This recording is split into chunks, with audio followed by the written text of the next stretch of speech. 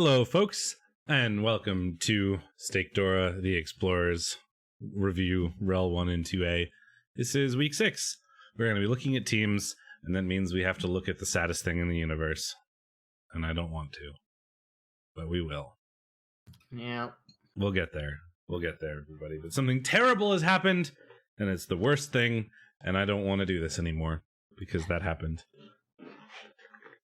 And we also are doing things from REBBL.net now, because I finally got around to fixing some stream things. So it's actually easier to look at stuff rather than do it in game, which is a little sad that it's easier to look at a website that our community has put together than it is to actually look at the game for doing things. But, you know, that's how this has shaken out. I think I'm going to need to turn the brightness down because the web page open with its extreme whiteness is... Isn't there a dark mode? I'm in dark mode. Is there a dark mode? Ooh. Can I change it? Use REBBL dark mode. Save. Look at that. Look at my suddenly darkened face. It's excellent. Yeah, your face is real dark. At least without without. What are you saying?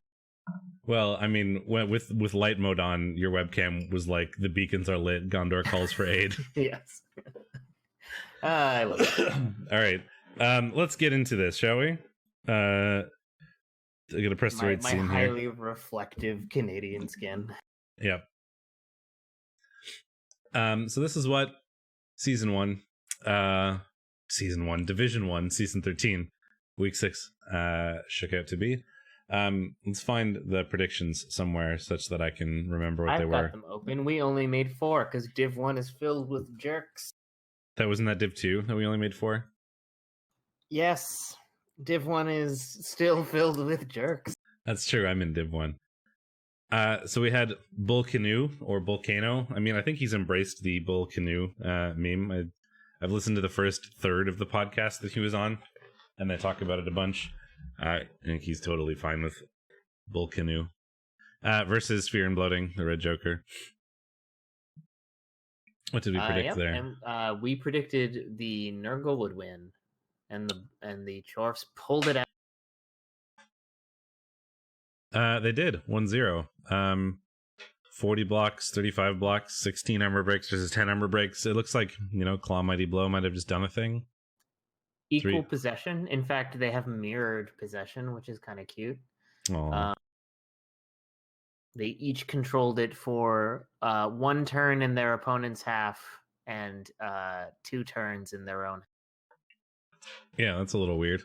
Yeah, that is weird. I don't trust the possession statistics because they're garbage. Unless the ball was just actually on the ground most of the game, which is possible. But I mean, two kills by Bull Canoe versus 0 from Fear and Bloating. 1 surf.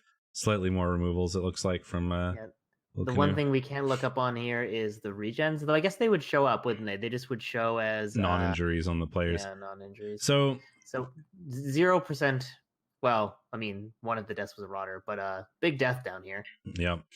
Brash Gores, the strength just gets strength 4 very recently, and then proceeds to die. Fear and Bloating, not really capable. The Red Joker, not really capable of keeping a killer Pestigore around. He's got great killer Nurgle warriors, but his killer Pestigores keep dying before they get to like the Claw Palm stage, unfortunately.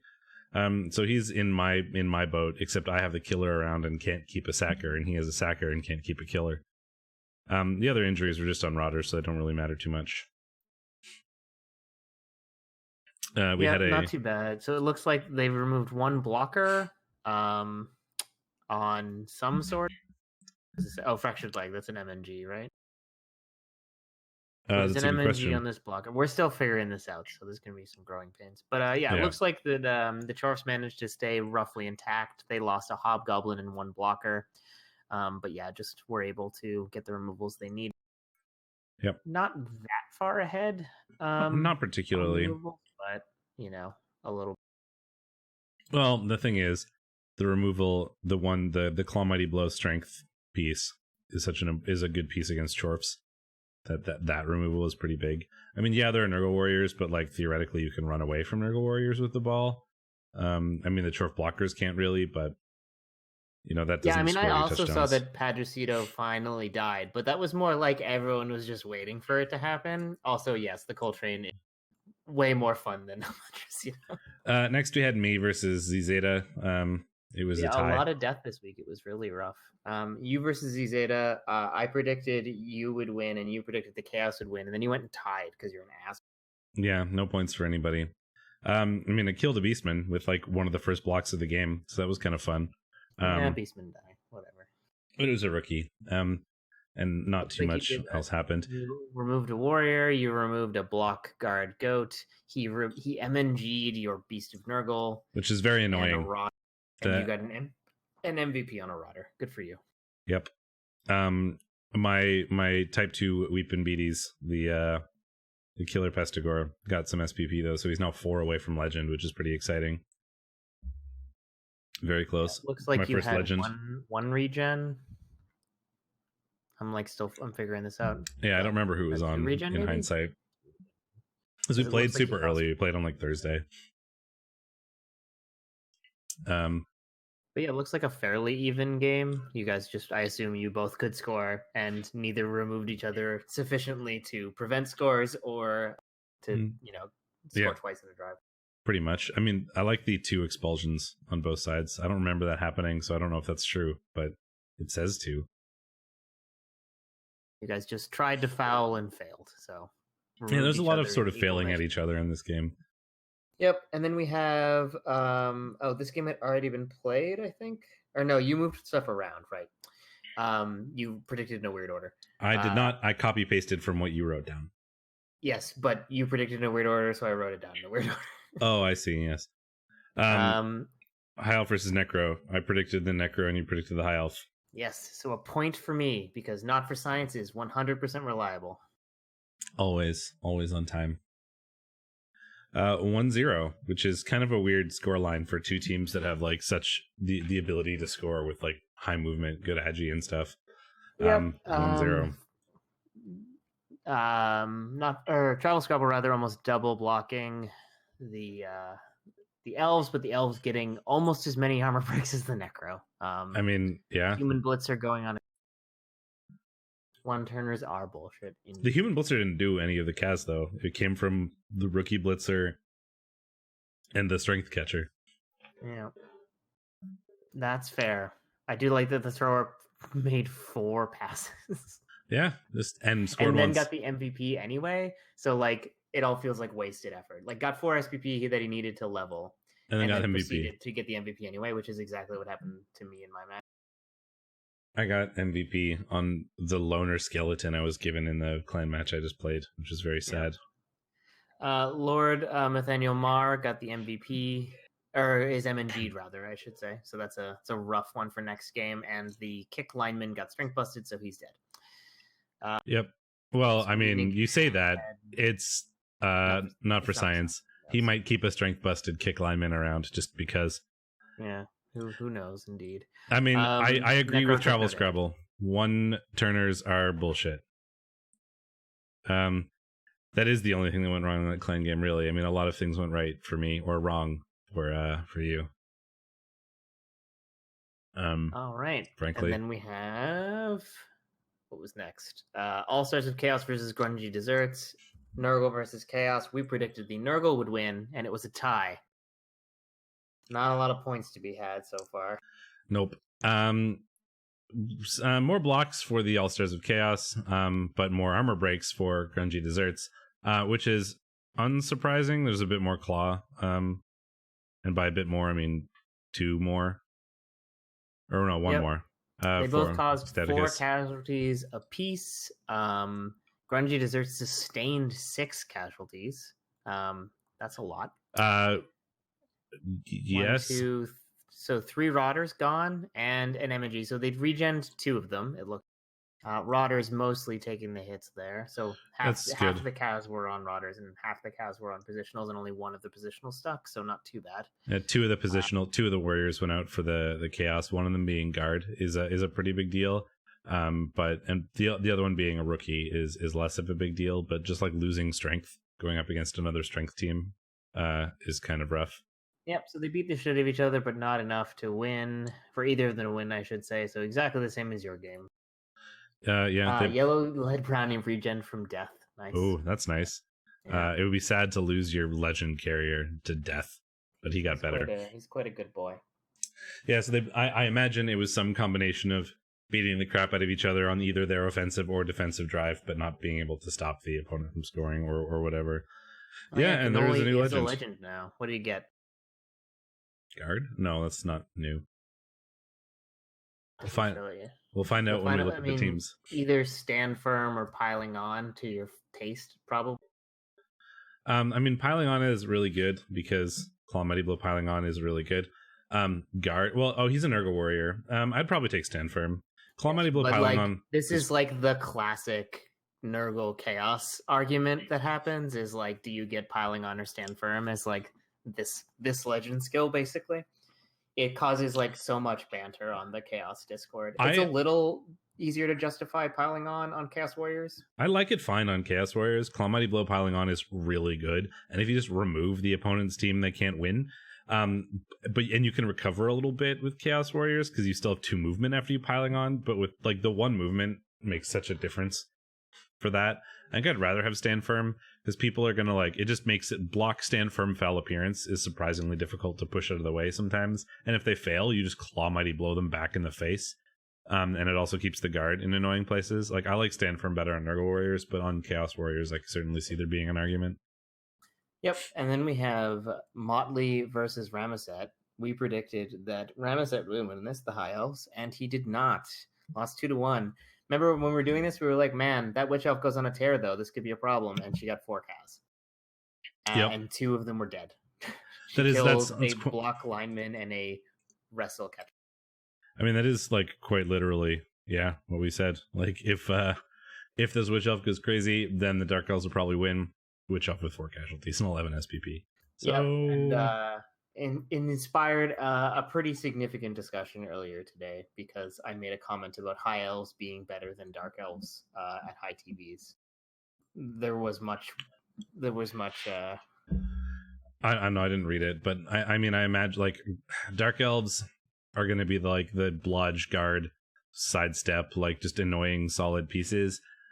Probably slightly easier for High Elves to do stupid elf bullshit. Basically. So it depends on what you mean by better, Just that, like, Dark Elves tend to peak out more, and High Elves have more of their value in stats, which means at higher TVs, they are generally going to have access to the same skills as Dark Elves, but on pieces that are slightly better than the Dark Elves pieces. But then a lot of people were like, but you're, like, overestimating how hard Dark Elves fall off, and also how hard it is to maintain a healthy High Elf team. So there was a lot of back and forth on it. I think the stats are the big apparently thing. High Elves are statistically the best team at 2000 TV plus. There you go. Well, these High Elves lost a catcher. Very small group, and it's probably only not for science. So a big part of that, frankly, is strength 3 catchers. Yes. Talked about that a bit. There was some disagreement on the importance of Movement 8, but I just strongly disagree. Movement 8 pieces are significantly better than Movement 7 pieces, and Movement 8, Strength 3. If you happen to roll doubles, they can become really good blitzers. If you roll like plus movement, you can get a Strength 3 1-turner, and like you can blitz the LOS at the end, which is super useful, like and more likely to work than the dodge often, unless you get like Agi 5 or something. So I don't know. Anyway, there's a lot of talk about this, and I don't want to start that argument again. But the Dark Elves won this. They made the High Elves not exist anymore. And when you remove some of the good High Elf players, namely like the Leap Strength guy and the Agi Blitzer, like if you take away the 2 like most bullshitty players on the opponent's team, and then you're just sort of better elves versus their elves because now you have more stats, you probably win. And Motley did that. Yep. Every removal was either a positional or a developed lineup. So Hiroto Sukara lost against Archangel. How dare you? You're terrible. No, that's just an admin win. It says admin do not schedule right there. Yes. We can look at Archangel's team in a minute. And then we have the Rowdy Rebel Rousers versus Battle Brothers. It was a 1-1 tie. More ties. Caloric would win, but not happening. Oh, more ties. So very few points this division. This Rodder died twice. I lost 1 and you lost 3. Div 1 has not been kind to us. Nope. Well, it turns out Div 1 is very close, unsurprisingly. It turns out there are some good teams and good coaches in there, and a lot of the time it's not really that much better than a coin flip. This Rodder thing 2 died twice, which I think is funny. I love it when Rodders die twice. But that's the only real thing that happened. It was a big upset week for sure, because I mean, inevitably we vote along with the standings, so upsets will hurt our standings as well. But Atomics blocking the crap out of Caleric, 57 blocks to 35. Caleric always takes a lot of blocks. Bretonians in general, and I don't like that's happened to me when I've played Bretts in 1 minute. Like arguably it's 1 minute, so you're probably not playing very well. But I always was surprised with the number of blocks I took by the time you get to the end of the game. They just don't have a lot of good tools for preventing just like being based and taking hits. They've got decent tools for like absorbing those hits. They've got a lot of blodge, they've got a lot of Raj, Wrestle, Fend. But in the end of the day, like Bretts need to do some amount of contact to get shit done. And when you do apply contact to Bretts, they can't escape easily because they're Agi 3 or less. So yeah. And I always found that my games with them involved a lot of like you start getting into that kind of scrum and then you break free with your blitzers and go do stuff. So like you kind of do elf things with the blitzers, but in order to accomplish those elf things, you have to tie up all your blockers and peasants in like the big old fight.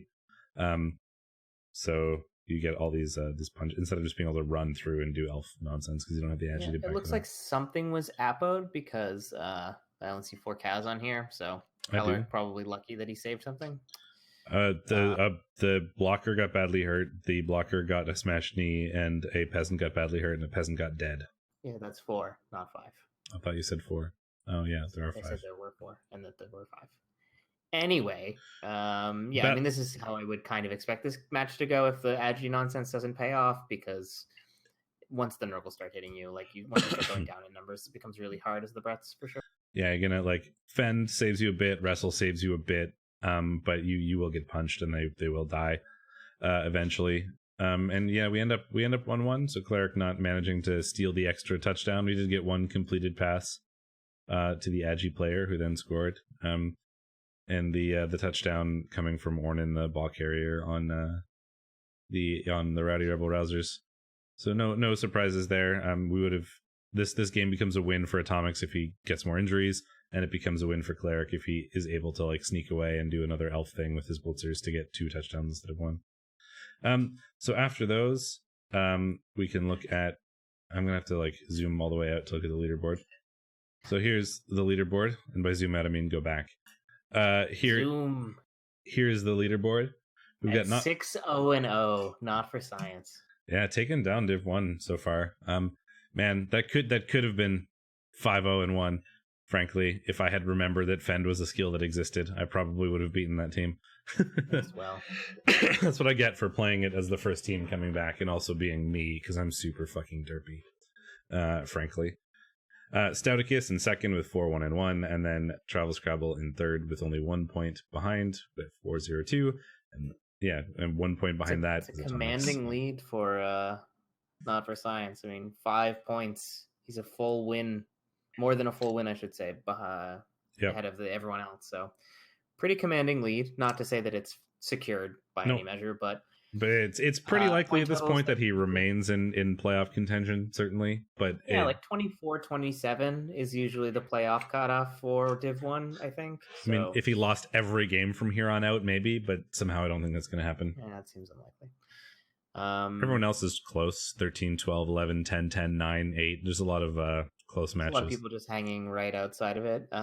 People in and around the 7s are probably in a tougher position to pull out a playoff ticket, but I like how the Challengers Cup cutoff is at the bottom, because there isn't one. It's just, but there's the line there because programming. That is bizarre.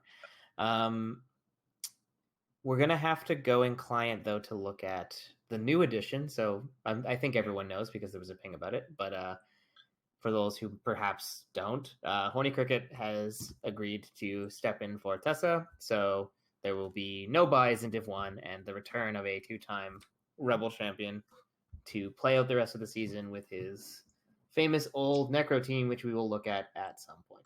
So do you want me to go in game or do we stay here? I mean, if we're gonna have to go in game anyway, we might as well just go in game. Is it gonna be like a lot of rearranging for you? No, I just need to open the game. Okay, well, I will go in game. And Horny Cricket is first, so we can talk about his team first. And while you do that, I'm getting more. Okay.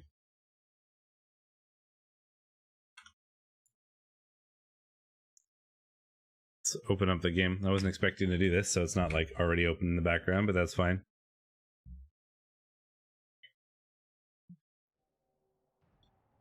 I'm so sad the Coltrane is dead, Revert. So sad.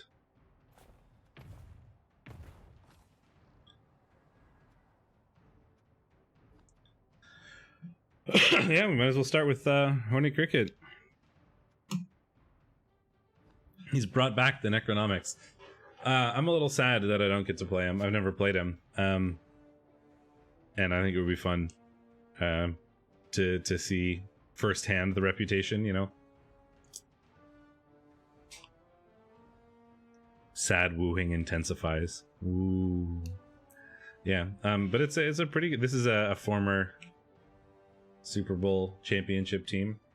He agreed. He was taking a break because he didn't think he'd have the time to schedule games, but he graciously agreed to step into the Div 1 spot that got vacated to make sure that there were no bye week, or a minimum number of bye weeks. Archangel did get one, but he's at the bottom of the table right now anyway, so it's pretty unlikely to affect the standings, but I'm sure there will be some salt if it ends up doing so. I love salt, though. When you try hard, salty bitches start crying. You're a try-hard salty bitch. Yeah, but it's funny when other people do it. Oh, okay. Well, this is Horny Cricket and the Necronomics.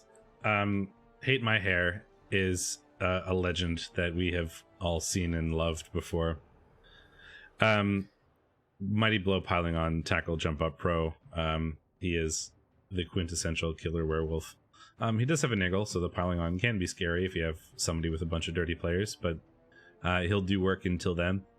Horny Soul, 2 SPP away from Legend. He's the ball-carrying wolf with Sure Hands and Agi 4. Movement bust, unfortunately. No niggle, just a movement bust, though. Turnkenstein, the Blodge Guard Mighty Blow Flesh Golem, is AV busted, but, you know, still a great piece. Blodge Firm Guard, super annoying. Then we have the 2 whites, Shaken Cake and Talcum 5, the 5th version of Talcum, I guess. Makes sense considering he has 0 SPP. And then we have the Mighty Blow Guard, Stand Firm White, doing sort of Flesh Golem things.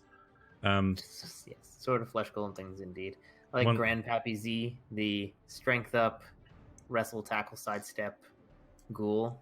Yep. Pretty annoying piece. So is the only him and Hate My Hair are the only tackle on the team. Hate My Hair is certainly good enough to do whatever you want him to, but if you get him out of position or whatever, not having the tackle might be a problem against some of the more dodgy teams. But Grandpappy's very good at it. Necro don't tend to run a lot of tackle. Normally they're good against agi teams because they're speedy. You'd like to see it on the whites, but one is new and one hasn't leveled high enough yet. Yep. Then a bunch of zombies. One is kick, block, and one is block. Zombies. No doubles for cheeky guard. No dirty player, interestingly enough, but I'm sure one of these fives It's a pretty lean team. It's missing a Flesh Golem, so it's going to be doing pretty well in the inducement game against a lot of these big Nurgle teams, which I think his bracket, someone told me his bracket is, or his lineup rather, is Brett's, and then I think it's Nurgle, Chaos, Nurgle, Chaos, Nurgle. And that's it. No, that can't be, because there's only he's got one Chaos team left, right? So he's Brett's, Chorf's, Chaos, Nurgle, Nurgle, Chaos. Wait, how many Chaos teams are there left? 3? There's Zetas. There is Locuses. That's it. There's 2. Did I say somebody? No. You're right. I'm just an idiot. Don't worry. Okay. Who would sign up for this? And then this Nurgle. schedule? An utter madman. Welcome along, Horny. I know, right? At least you've already played me, the very clearly favorite and by far most scary Nurgle team. Yes. I liked Rema's no true Nurgle team. Fella. There's no true Nurgle team. No true Scotsman. Fellow squad at all, not for science. Suddenly at 1480 TV, but that's because the 250k of the stupid Blitzer is MNG'd right now. A level pending on the thrower. We don't have the selection yet, so we don't know what that's going to be, but knowing not for science, it's probably strength. Like, I don't know. What does he take? I mean, I wouldn't hate tackle. I wouldn't hate leap. I think leap, probably. I hope you're talking about Horny Cricket's Wolf and not the thrower that I was just talking about. I mean, I wouldn't be surprised. Not for science likes leap. But yeah, probably leap. Not for science, we still have the one-turner. One-turners are bullshit, as we discussed earlier. The Strength 4 catcher is also a really good piece. Do we have anything new, really? It doesn't look like it, because we don't have the level on the thrower to talk about, but I don't think there's anything else no, just the usual new on the team. Not for science stats. He's only got 4 stat ups. This is really the lowest by perhaps an order of magnitude I've ever seen. I killed the Strength 5 elf. Had 40. I know. I mean, people have been killing his legends. I mean, people have been killing legends all season, period, but not for science, I think, has lost the most. So well, he also had the most to begin with. Yeah, I know. Zeta and Ars Gotia. Anything newish? Very close to leveling on the Tentacles Chaos Warrior. 3 SPP for him. Yeah, it looks like the week we recapped, or the week we did, not this week, but the week before, lost a warrior. Yep. I didn't see how developed it was. We'll have a better grasp on that now that we're looking at the REBBL.net stuff. But not an easy week or weeks for REL 1. No, a lot of dead players these last couple of weeks. Tanagors is legend, stand firm. And we've picked up, I think this is new, Juggernaut on the Movement 7 Beast, because he's 77 SPP. Juggernaut is definitely new for Mufagor's. Great, obviously. It's an excellent surfing piece. Yep. Once again, I did the thing where I forgot Frenzy existed and let him surf a player that he probably shouldn't have when we played. That casual brain-dead free surf that people get sometimes. Yeah, well, it wasn't necessarily free because he still had to do the 2 Frenzy blocks, but yeah, I did that, and I do that a lot because I'm stupid. Then the ball-carrying Beastman still around. He's got plus movement now. Die. Yeah, it wasn't a rotter. It was something better. You know, you had the opportunity to not embarrass yourself. No, I'm terrible. You're hard it's committed. fine. I appreciate that. Everyone knows I'm bad at this game. We've got, and then the Beastman, Block Guard, and a Wrestle Beast. We don't have a bench, which is a little annoying. We don't even have 11 players. But it's okay, because somebody needs to go in the line, and the Chaos Warriors need a bit of love, certainly. This team was a little bit better, I think, at the start of the season, but the loss of the leveled Chaos Warriors is kind of a problem, and it can be slow to level them, but not as slow as Nurgle Warriors. Speaking of, we can look at the Red Joker and Fear and Bloating. Yeah, but at least the Nurgle Warriors have regen. You're never going to use an Apple on a rookie Chaos Warrior. It's hard to get them to stick around and not die. Yeah, once you get them to level 1 or 2, though. And helps a bit. Yeah. Yeah, so the Bloating lost their killer Pestigore, as we saw, the strength up Claw Muddy Blow one. Yep. He is incapable of keeping a killer Pestigore around, but that's okay, because he's got Nurgle Warriors that look like this. Block Guard, Muddy Blow, Claw, Tackle in some order on a bunch of players, although replace the Tackle with Dodge in this case and Stand Firm in this case. But that's 4 Block, Claw, Muddy Blow Guard players. Adventure at level 5. Yeah. Or level 6, rather. But Block Guard, Mighty Blow, Claw for the first 4 levels in everyone, and they've got all of them, which is great. Like, that's so much just meat to punch stuff with, and likely to get removals. 4 Strength 4 Guard pieces with Block. Super annoying to get people through. Stand Firm 1 and a Dodge 1 are just that little bit more annoying. And 2 SPP away for Thought Thought Ho. Really? Is that a like? I feel like these are mostly like random like game generated names because you see Yaza all the time as a beast of Nurgle. Thotho. But I like Thought Ho Rodma. It's a game generated name. It's 2 SPP away from leveling. Anyway, I mean that would be moderately redundant. Moderately. Pestigore, Tradagore is a legend, the ball carrier.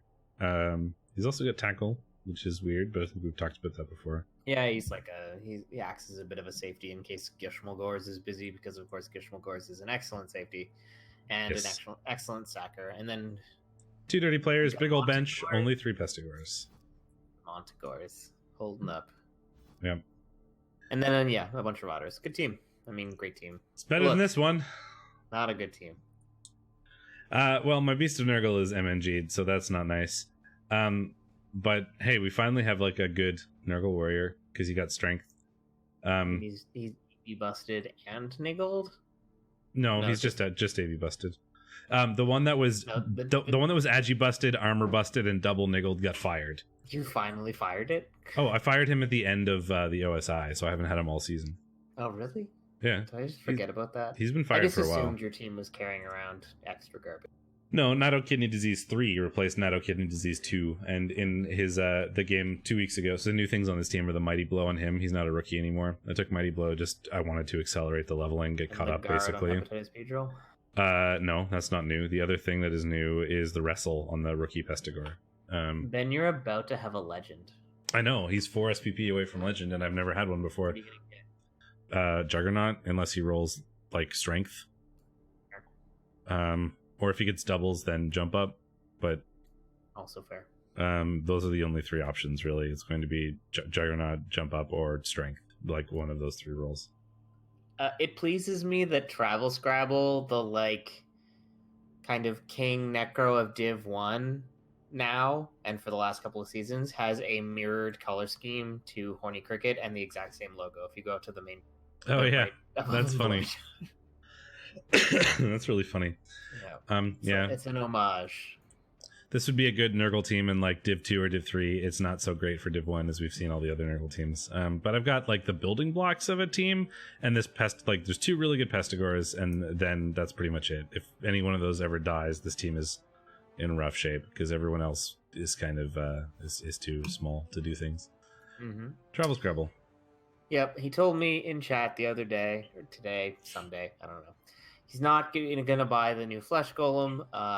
Certainly not until he can guarantee that he's not going to be giving away a wizard by doing it. So he's intentionally not developing that piece. And frankly, if he still has a bunch of the big TV Nurgle matches left, the Flesh Golem wouldn't. A rookie Flesh Golem is just like a please claw me to death piece, and it's like money that he doesn't need to spend that could go towards him getting a wizard. And if he can wizard the Nurgle ball carrier and then Muttley just steals it and leaves, like you will beat most Nurgle teams that way. Like just with Muttley and a wizard, you can win against any Nurgle. It's true that you needed a lot less. You needed a lot less because Necro Linos are so good. Like zombies being 88 regen means that, like, sure, you lose Stand Firm and a Strength and 1 AV, though that doesn't matter for Claw, really. And I guess Thick Skull. But you're right. It's not that much of an upgrade in most Bash games, and it's totally worthless in an Agi game anyway. So I get it. I think it's good to have one because eventually that piece will be good. But Travel wants to win the division, so I understand not playing for the long haul there.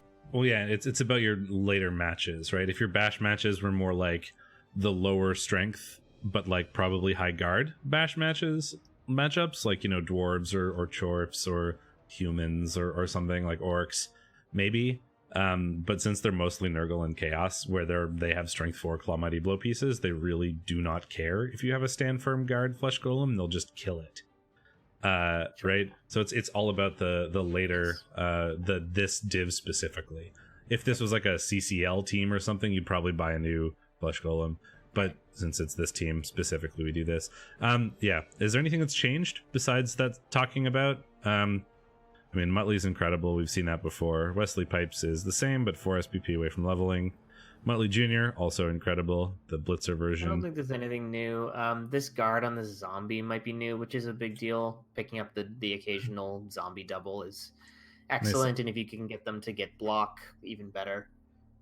Nice little bit of extra guard, yeah. New. That's what I thought. Big help there for sure. 11 SPP away from Legend on Top Cat, who probably gets stand firm. Dodge maybe. On a double would be really nice. But yeah, probably stand firm otherwise. You could also just go Juggernaut if you want to have a Juggernaut piece, but that depends on how much stand firm and stuff you're running into. Yeah, I wouldn't hate Jugs on him, actually. I could buy it. Depends. I think no other like natural piece for that. I mean, other than Minor 49er eventually. Knowing Travel Scrabble though, that's going to be that level will entirely depend on when he levels and what his later matches are, because he's going to want to try to win the div. So he'll pick a level specifically for his later matches if he needs to. Stouticus, the Grungy Desserts. Despite missing a 210k Nurgle warrior, there's still over 2,000 TV because Nurgle. Stolen in the way, I think is still the same. Yep. He's got all the useful strength skills and nothing else, sadly. I don't see anything too new. Out Souffled might be new with Wrestle, but whatever. Everything else looks two legends on the team. Indeed. All Apple Pies is approaching legend. Oh right, Cannoli's legend is new, so the stand firm is new, but we already talked about. Yes, and All Apple Pies is approaching legend. It's 25 SPP away, but I mean, for a Clop on piece, that's not very far away. That's not that unreasonable. He might hit it before the end of the season. And All Apple Pies is a meme, as we all know. We all remember him when he was a little baby with just Mighty Blow Claw and failed everything. And now he's a real boy now, although he's Ag too, unfortunately. Yeah, I mean, must be said, Stouticus is carrying around a lot of stat busts. Most of them relatively irrelevant. I mean, the Armor 7 on the Rotters is kind of annoying because they're just... I mean, and that's a fireable offense in my mind. On a rookie one, yeah, but if it's going to prevent you from having a bench, the bench is more important than an Armor 8 versus Armor 7 Rotter, but that's pretty much it. The Movement 3 Nurgle Warriors are too good to remove, even though they're Movement 3. The Agi 2 on a Killer is kind of irrelevant, so, like, it's unfortunate because there may be... I've definitely seen occasions where it would have been convenient to like pick up with All Apple Pies and then leave, but that's way harder to do when they're Agi 2, but it's not worth getting rid of him for the other things that he has. Yep, it's a solid looking team. Ramaset and the Voltrax Vanguard. Another MNG Blitzer. There's a lot of... Oh yeah, we saw this when we were looking at the match report. MNG on his best Blitzer is of course pretty unfortunate. He's still got a strength up and an Agi up, so it's not a total like loss of unfair players. No. But he's got a lot of the really good tools. There's no one turner like Not for Science has, but like strength 4 leap catcher, really good. Agi Blitzer, really good. 2 guard pieces. There's an Agi wrestle guy. There's the lineman that has all the skills for some reason. Couple guard, like it's a pretty solid, like relatively fair elf team. I mean, there are 3 stat ups, but there's no like crazy one turner. There's no like strength 5. There's no ridiculous like Palmer piece or whatever. I like that you think a team with 3 guard, 2 Agi ups, and a strength up is fair. It's relatively fair compared to the other elf teams in this division. Like, I suppose Ramaset had some unfortunate luck. I heard that game. Like Sax just didn't quite work out. Plus the Witch Elf was going on a tear. A tough game. Yeah, the Witch Elf is a monster. Archangel's Will. We can see what happened. He bought a new catcher and then it died. So like immediately. Well, because he played his game for this week already. So the catcher leveled, like, I think the catcher absorbed the MVP and then died. Yeah. So Archangel is destined to only ever have one. Like, I mean, it's funny though because he just came off the back of a bye week. Yeah. So, got all that gold, got all that SVP, recovered any MNGs or whatever, could buy some positionals, and then immediately goes back to die. Just goes back, like, this is his team. These are the only players he's allowed to have. It's these 3. Like, every time he's bought another player, it has died immediately. And partially it's because he just goes into every game as 11 players, but still has so many like high TV players that he doesn't often get that much in terms of inducements. So like any player that isn't one of these three is just on the chopping block in terms of who's able to get punched. So like those guys die and it happens. But this has been his whole team for a season, and he keeps buying players and they keep dying. But like He Who Catches Unseen and Savari are like the team. If these two players just win him games. Andraste is also very good, but like the elf nonsense comes from Savari wrestling stuff, and then He Who Catches Unseen just being like, okay, bye, I'm an elf, I'm Agi 5, see you later. Like, so it's an annoying team, and it's bigger than you think it is. This is actually like 16 or 1700, somewhere in there, after you add all the linemen in. Yep. Nothing new though, so we can move on. Cleric. The sidestep I think on this catcher is new, but whatever. Well, he bought a new catcher and then it died, so you know. Yes, he's got 2 catchers. It's more than average. Caloric looking pretty good despite the pummeling he received from the Nurgle. He did fire the Niggled Mighty Blow blocker, which makes sense. And we're working on leveling up a new player here. Disciple of Davkul used to be Griff with all the stat ups, and then he died. And he's got up to 17 SPP now, so he's Blodge and Sure Hands. But not quite gonna Griff. Be the new ball carrier, hoping to continue the stat rolling train, but hasn't gotten there quite yet. And it'll also be pretty fast to level him if he's the ball carrier, so I like that plan. Just, give him a lot of touchdowns. He's missing out a killer blocker, but he's got 2 killer blitzers, so it's not so bad. Less important. Yeah, for sure. And he's still pretty healthy. I don't think much else is new. I don't see a lot of... sidestep on Companion is new, but... Yeah, we've almost got Legend on Arthur Pendragon, which could be fun. But yeah, I like the relatively even spread of SPP on these blitzers. This one is only low because he died. Caloric can't keep a blocker alive to save his life, but... the 2 that he does have alive are good. Yes. It's true. Guard stand firm dodge is very an annoying piece that'll get stuck in there with what we talked about before, how Bretts end up kind of, these guys do punching and then these guys run away. Strength 4 also really handy there. Just anything you can do to get that like strength up, because they can't really do that much dodging. So like the strength access on the blockers, guard stand firm, any strength things they can do help out a lot. For sure. And Atomics and the Rowdy Rebel Rousers, who are currently the biggest team in the div, I think, at 2310. Although that may be different. The Stouticus might be bigger without the MNG, but... No, because there's only 200. Yeah, they're about the same. Hey, look, 20 Cricket again. Also, there we go. A bunch of... This is so his Beast of Nurgle, his movement 3 Beast of Nurgle leveled and rolled doubles. And pro, interesting. And there was a lot of debate. Well, it was double 5s, right? So he could have gone back to movement 4 if he wanted to. So he had a lot of tempted by dodge, I think. That's what I suggested. Yeah, he'd like to make him harder to knock over if he's already going to have so many movement problems. Yeah, so there's a lot of he asked a bunch of different Nurgle coaches what they thought, and he had heard everything from tackle to pro to dodge. I suggested dodge. That's probably what I would have done. Just like dodge, like block, dodge, guard, movement 3. Once you get him into position, he's really annoying to shift, especially once he levels again and gets stand firm. But that's a ways away. It depends on how you use him. Frankly, if you're like super dedicated to only using him to tie up like the Agi players, then tackle maybe, because elves are gonna like dodge away from you, but it's gonna be so hard to stay with them with movement 3. So I think I would have liked dodge, but pro is also really good to just like lets you be a little bit more risky with him, lets him be a tiny bit more reliable.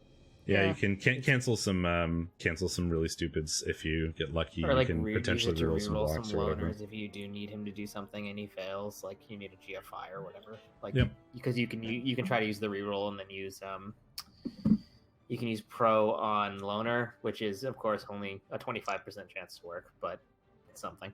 Yep. Wouldn't recommend it as a strategy though. But yeah, there was a lot of debate over that second double. And he ended up with pro. But that's a bad idea. I think most people would say increasing the reliability of the beast is more important than having one more claw muddy blow. Yeah, and it mostly depends on how you plan on using the beast. The way that I often use beasts is just sort of stick them on players and be like, haha, he's annoying now, and dodge makes that harder. So that's probably why I would have done that. Anyway, for the 4 Nurgle Warriors, Luminous is the Strength 5 one. We've got Horny Cricket, the standard Nurgle sort of level set. Sandoon we've seen before. He's the legend one.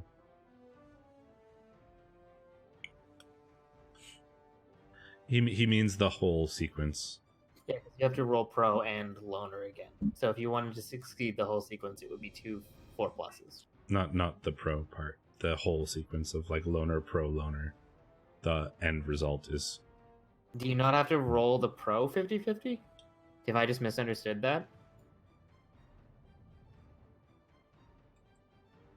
Oh yes, that's I think right. Yeah, you don't. Oh, because you don't have to stop. Yeah, the loner doesn't matter for pro, right? Yes, I think that's what people are talking about. That makes sense. Yeah. Yeah, it's only team rerolls that matter. Having never really used pro on a loner player, I wasn't thinking about it correctly. Beasts or pests, I should say. Chucky is getting there. Has Mighty Blow Claw now. He'll get piling on soon. Barry Sanders sort of backup ball carrier in case something happens to Ornan, but he'll also be a utility piece. Could get guard and just be annoying. And Bird is Bird. Bird's incredible. It's the second Strength 4, Agi 4 Frenzy Wrestle Tackle piece in this division, because that's a thing that you just get as a Nurgle team in REL 1 somehow. Whereas mine, I want one. Dirty Player, Rodder, and then a huge bench, which is like, this team is kind of what you want your Nurgle team to be, frankly. You know, you'd want this guy to be piling on, basically, on Chucky the Pestigore, and then you're pretty happy with how this team looks, frankly. But, you know, Nurgle, there's no such thing as too many skills and too much bloat. Tessa, what? No, we don't need to do Tessa. Motley, Murdery Space Elf Troop.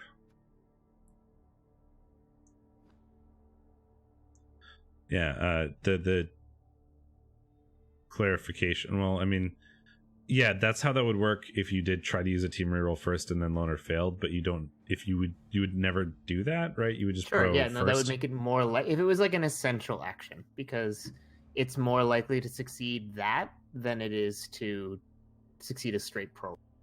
Right. Because you have a 50-50 to make the loner, and then you have a 25% chance to make the pro, or you may have another 50% chance to reroll the pro as well. So you have even a little bit of additional chance of making. Is it not just better to be like pro? Sorry?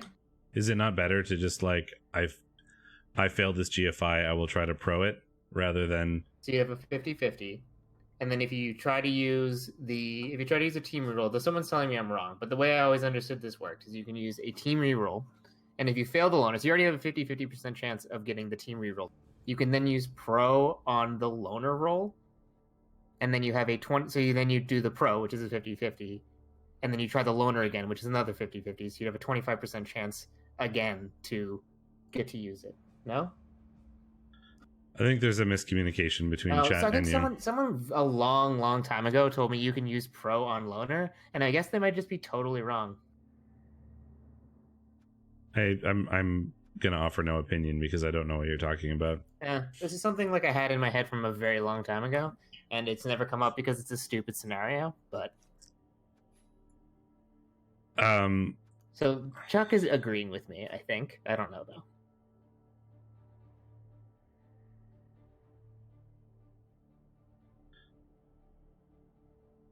though. Once per turn, Pro is allowed to reroll any one dice roll he has made. So like theoretically, I mean, it is a super corner case. Like I'm not advocating this as a main. You wouldn't want to use a team reroll on a big guy most of the time. But yes, someone did tell me you can do this, so it becomes like a. Is it just a 75% chance of getting to use a reroll? I think it is. If it's, I don't know. We'll have to test this perhaps. I'm gonna have to do a probability tree. Well, I mean, I think your probability tree makes sense. I just don't know if Pro allows you to do that, but I assume it does. Anyway, let's continue this before my voice explodes. Murdery Space Elf Troop and Motley. Halle Berry, the Witch Elf. We've seen what she is capable of doing in the game where they demolished Ramaset's team. It's a Mighty Blow piling on Witch Elf. Yeah, it's another one of these human blitzers on elf team. Like 2 Agi blitzers. Very good. 2 Agi blitzers, both with guard, because you know what's better than Agi 5 blodge guard? Jesus Christ. Like, you can not only can you do dumb Agi 5 things, you can also put guard literally wherever you want, and tackle zones don't matter. Yeah, I mean, it was amusing going into the Motley game, or into the Motley Ramaset game, that Ramaset, the 3 guard high elf team, was outguarded. Weren't you outguarded going against one of these elf teams? Yes, Motley. Anyway, then there's another guard. There's 3 guard blitzers. And then a strength lineman, a guard lineman. Like this team is stupid. This is probably a new wrestle on this lineman, but you know, he's a line elf essentially. Just the wrestle prevents him from getting punched as hard sometimes. Because you want to protect the other players. There's only 1 witch elf, but why do you need 2 when Halle Buried is Halle Buried? Locust Cosecant in the All-Stars of Chaos. The rookie Chaos Warrior is out for a game. I think it's just an MNG. Yep. The other 2 are on the way. Ooh. Jump up first. So we know he's going piling on at some point. But jump up over dodge is interesting. We talked about this before. This isn't new. We talked about this, like Superfed and I talked about this. But jump I wasn't up on here warriors for that. is just nice anyway, because your warriors, if they get knocked down, end up based a lot of the time. It helps their low movement be less impactful. They're Agi 3, so like the jump up roll is just a 2+, so that's nice if you are making the block. They're not bad pieces for jump up, because you're basically talking about why this is jump up and not dodge. And you're committing yourself to your next roll. You're like, he's gonna take pile on for sure. I mean, I think it's good even outside of piling on. Oh no, I agree, but it makes your next choice 100% piling on. And I think part of this is since he's guard first. Like, well, if you're gonna go like block guard, why not just take dodge and be blodge guard? Like, it's because like you're trying to do a different sort of, like, it's a different tact, right? It's basically making it a lot harder for your opponent to marginalize a downed player, because if you base him, you just get blocked by Clawman. I think he's probably going to go piling on, knowing Locust, but I would almost be tempted to just go guard. You could also get extra blocks if you were to dodge and they didn't knock you over, right? Like, the jump up is still a roll that you have to make. I mean, it's not one that fails ever. Or, I mean, not ever, but it's not one that turns you over ever, is what I mean. If you fail to jump up. Like, it's nice. I have nothing wrong. I think it's fine. I don't like hate it. It's certainly a good skill. It's just not one you see super often.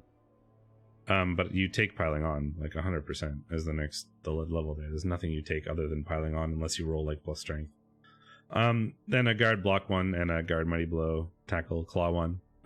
Sort of these are the more standard levels. If this guy was like, if it was 1 Luther who then rolled doubles instead, I would take dodge, because blodge guard is good. Since it was block mighty blow claw that rolled doubles, I think jump up is great because you get more claw mighty blow hits, and you can also then just use piling on very liberally. I think like if those levels were switched, you maybe would see dodge first instead. But anyway, strength. Speaking of strength beasts, here's one with mighty blow. Killer beast, ball carrying beast, guard beast, a dirty player wrestle beast, and some idiots. I don't think there's that much new other than the jump up that we've talked about a bunch, so we can move on to we can indeed Bull Canoe or Volcano. I think Bull Canoe, and we can fully embrace the meme. I believe what Mongoose said on the podcast was the Bull Canoe meme is taking on water, which I thought was great. So here we are. So the blocker that got hit in that game is out for this one. The next one, just an MNG, is what the fractured leg is, so he's fine. But I'm glad I went push to talk because he just punched my microphone while trying to hand a cup to my partner. So guard, we're going to be missing a guard blocker for the next game, which could be unfortunate depending on who we're playing, but we do have both these crazy good other blockers in Claw Mighty Blow, Piling On, Guard, Juggernaut, Dauntless, Move nonsense. Nothing else. Is there anything new? I think the Dauntless is very new. I think is a good choice there. I mean, you've already got Claw Mighty Blow, Piling On.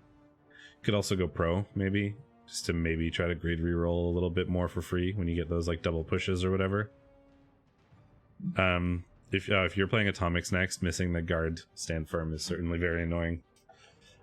Extra guard to try to grab a little bit more strength against the Nurgle. Yeah. Being down a blocker in a bash matchup is always going to be a huge pain. Wrestle on this Hobgoblin, perhaps. Sturdy Player Wrestle, pretty classic combo. And NetX Doomhead, the guard Hobgoblin, extra guard somewhere, has also gotten block now, so slightly more robust. Block, good skill, it turns out. I like Dauntless on the blocker. I think the other option there may have been like Pro, considering you already have a Juggernaut. Could also have gone Stand Firm, maybe. But when there's this much Nurgle and Chaos in the division, you're going to be punching a lot of Nurgle Warriors or Chaos Warriors, and the Dauntless will get a lot of value there, I think. And that's an admin game, or an admin one, so we don't need to look at that. Predictions. Speaking of the Rowdy Rebel Rousers and Volcano, which one do you like? Given that he's down a blocker, and I mean, I think this matchup in general favors the Nurgle. The Nurgle. I think I'm feeling the Nurgle on it. How about you? I think I would like to agree with you there. Big Nurgle, big good times generally. And then the Necronomics in the Battle Brothers. That's exciting. We get to see Horny Cricket's first match in the new REL 1. Yeah, so not going to be a ton of inducements there. There's going to be a bit for Horny Cricket, I think. 60k? Does he have a full team? I think so. He does, yeah. So 60k for Horny Cricket. So a babe. Yeah. I don't know. I mean, I haven't seen Horny Cricket play this team this season yet. I don't know. I mean, he's certainly a very good coach. Choleric and a bunch of Lodge and the Agi elf nonsense. Hate My Hair is a real good player. So is Horny Soul.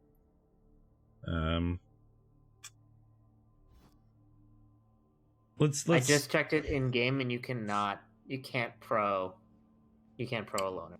There you go. Question answered. Yeah, you're all welcome. I don't know who told me that, and apparently Chuck had the same idea, but you cannot, because I tried to use a team reroll, failed the loner, tried to pro it. It doesn't give you the option to pro it. Sad. Anyway, then I closed out of the client, so I'll be right back.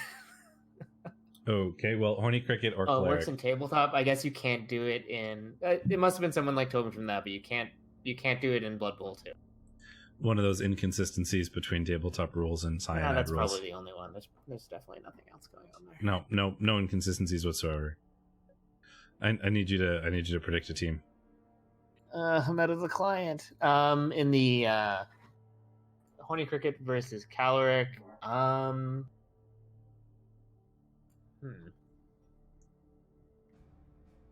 I'll take Horny Cricket. What'd you say? That's what I was gonna do. I want to give some support to the coach who's willing to step in and face that stupid Nurgle gauntlet. So you get one free prediction, and then after this, we'll have to see how well you do.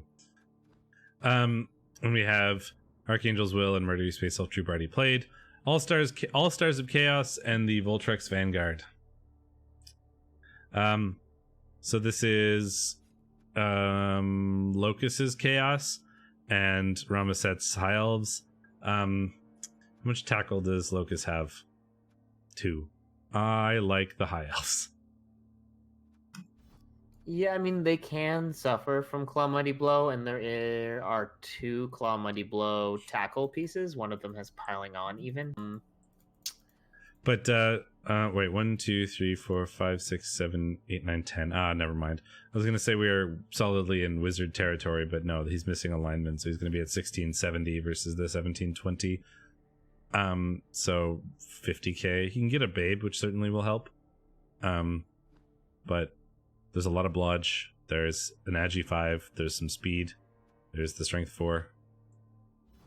I think Ramesset's due his day. I'm gonna give this one to Rames. Me too. Fellows Coatadol and the Grungy Desserts. Here's a big one. We got top of the table. Not for Science and Stauticus. Well, it's got to be contested then. Oh, it's got to be, right? This is going to be easier when we're pitting our audience against us, I think. Sometimes we have to force these contested picks. Yeah, sometimes. Well, so Stauticus is missing a Nurgle Warrior. It's a Claw Mighty Blow Nurgle Warrior. Not for Science is missing Lord Nathaniel Marr, his legendary Blitzer. So. Yes. 8. So what, 3, another 2, 10? So we're at 1690. Not for Science, 1690. So we are still going to get 320. Yeah. Or not quite Wizard and Eldril. Wizard, at least. I mean, frankly, a wizard and a 1-turner make me want to go with not for Science. I think it could be really close. But yeah, I mean, he can do like Wizard Apo Babe or something like that. He doesn't need to go all in on winning any games, so I don't think spending your money on extra inducements makes any sense. Oh, it's a tackle Claw Mighty Blow Warrior even. That's a bigger deal. I mean, as long as the 1-turner exists, and there's 2 tackle and one of them is on a movement 3 Nurgle Warrior, all apple pies is going to be super important in this matchup. The 1-turner is good, frankly. Yes, you're leaning high elves, I take. Yeah, I think it could if any of these Nurgle teams are going to be not for Science, it's probably Stauticus, but my brain says the 6-0 high elf team with the 1-turner. And the 1-turner and the wizard.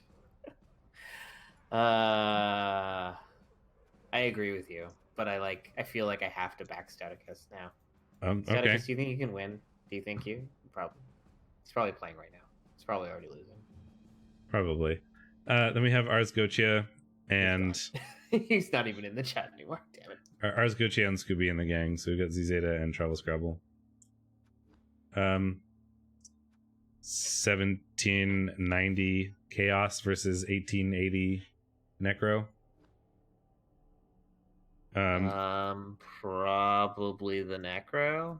That's what I would say. I mean, as we've predicted a bunch of times this season, as long as like the Agi 5, as long as Muttley 3 is on the field, Agi 5 movement 8 is just so hard for the slower teams to deal with that as long as he's on the field, Travel Scrabble has the advantage, frankly. Well, also Z has no bench. Is going to go into this with no bench, and Travel Scrabble has 2 bench. Yeah. Yes. There are 2 Claw Mighty Blow from Zeta, but unless it's on the wolf, it's not going to matter that much, I think. Yeah, I agree. I think Travel Scrabble's probably got that one. Well, 2130 Nurgle versus 1650 Nurgle with no beast. You're gonna win. Every time this happens, you win. I pick the Red Joker. I've never predicted for myself this season. And I've been right most of the time. I picked the Red Joker. Yeah, you're not really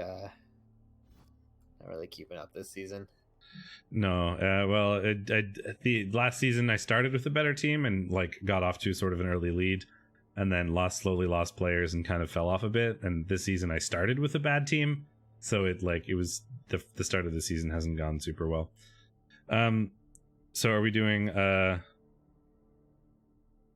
think we're going back to REBBL for Div 2, correct? Yes, sir. Let's go look at their games. Okay, we'll have to go find it. I didn't realize we were done. No, that was just Div 1 because we are being very slow. Are we slow? No, not particularly. When did we start this call? I've been live for an hour and 10 minutes, and we spent like 5 like minutes. a little slow, but we're working out the kinks. But what if I want to keep all my kinks? I don't want to work any of them out. I don't think you can work them out. I don't think that's quite how that works. No. So here's REL 2A week 6 and the results. These are the teams that like played most of their games, so we couldn't predict them because they're bad people. But we did four predictions. Everyone else doesn't get talked now. We'll talk about it. Did we predict Superfed and Spoony Bard? Nope. Superfed won 3-0. In a Wizard Stadium. 38 blocks to 13. So like the Delves got less than one block a turn. Knuffle's Altar, actually. The Dark Elves got less than one block a turn, which is really funny. I love Fed's team. 5 Loner Rats and Fez Glitch. Yep. Who got 2 Kaz. That's an amazing inducement. Especially because he probably costs next to nothing because of the Knuffle's Altar. Oh, Fez Glitch is super cheap with the Knuffle's Altar. Yeah, that's really funny. Doing work. Yeah, he's just a ball and chain rat. But yeah, 2 Kaz, 4 SPP. Proxy Page leveling up the Blitzer with a Kaz. Carter Cruz, the Gutter Runner, getting the MVP and a TD to level up as well. So you finally rolled doubles, Fed. Did you do it? Do you finally get to have Claw? Likely some good SPP for Fed, so he's probably pretty happy about that. I mean, I should hope he's happy about a 3-0 win. Yeah. Didn't take any. No. Wasn't that pros triggers loner, Eyes and Mike? So there's a niche case that Chuck says. I don't want to start this again. No, it's too late. We're all in. Okay, well, you start talking about it, and I'm going to sit here. You can use a team reroll to attempt to reroll a big, like a loner action, and then you fail the loner, and then you use pro to reroll the loner.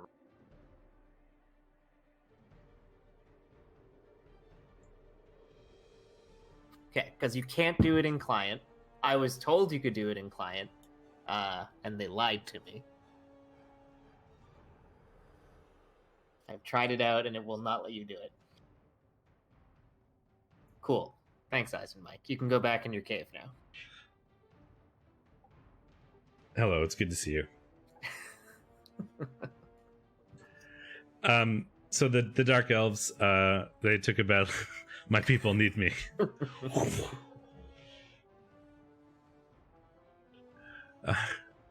Just in for the rules question and then out.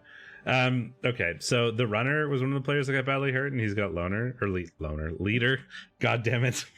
Don't start again. And he's got leader. So if that injured, like, prevented a reroll use, that could have been a big deal. But I doubt it would have. Rando lineman and Rando lineman, not particularly interesting. But I like how this team was 5 loner rats, 4 loner dark elves. Like, it's just like the battered team off. Yeah. The loner squad. I wonder how we would have predicted this. So this would have been. I mean, this team is really good against rats. It's got 2 blodge step pieces. One of them is diving tackle. It's got a plus movement sacker witch. But yeah, Fez Glitch went on a tear, and rats did rat things. And I don't Spoony know what Bard never did any blocks ever. So yeah, it did.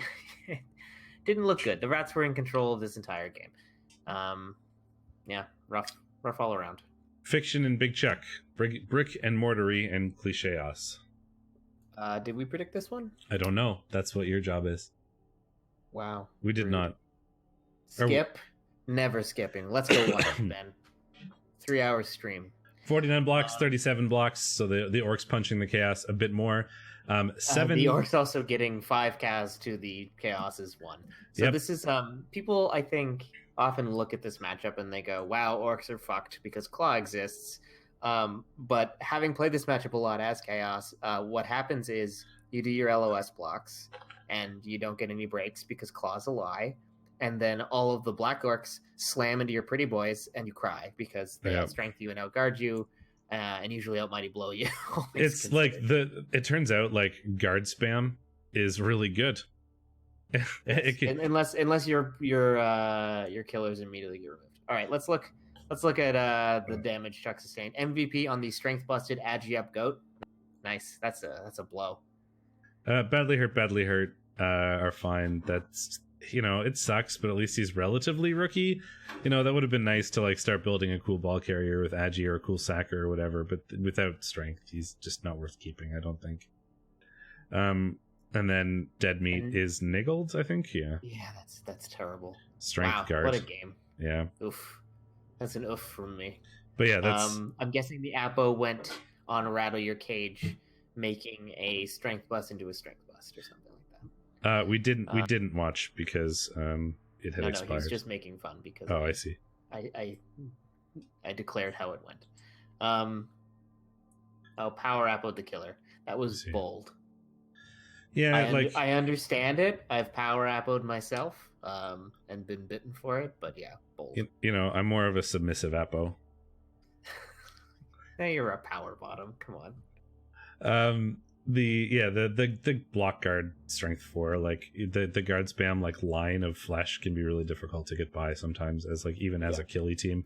I run into that like with undead and stuff, which I play a lot. Like when you just hit that guard spam, like theoretically, like cool, I've got a lot of strength, but with like that much guard, it's so hard to get good blocks on stuff, especially if it's positioned well. And Fiction is likely to position well. Yep, exactly. Bring out your undead and average Joe's gyms. Hey, we predicted this one. We said the High Elves would win. They did. Nope. Khemri won 2-0.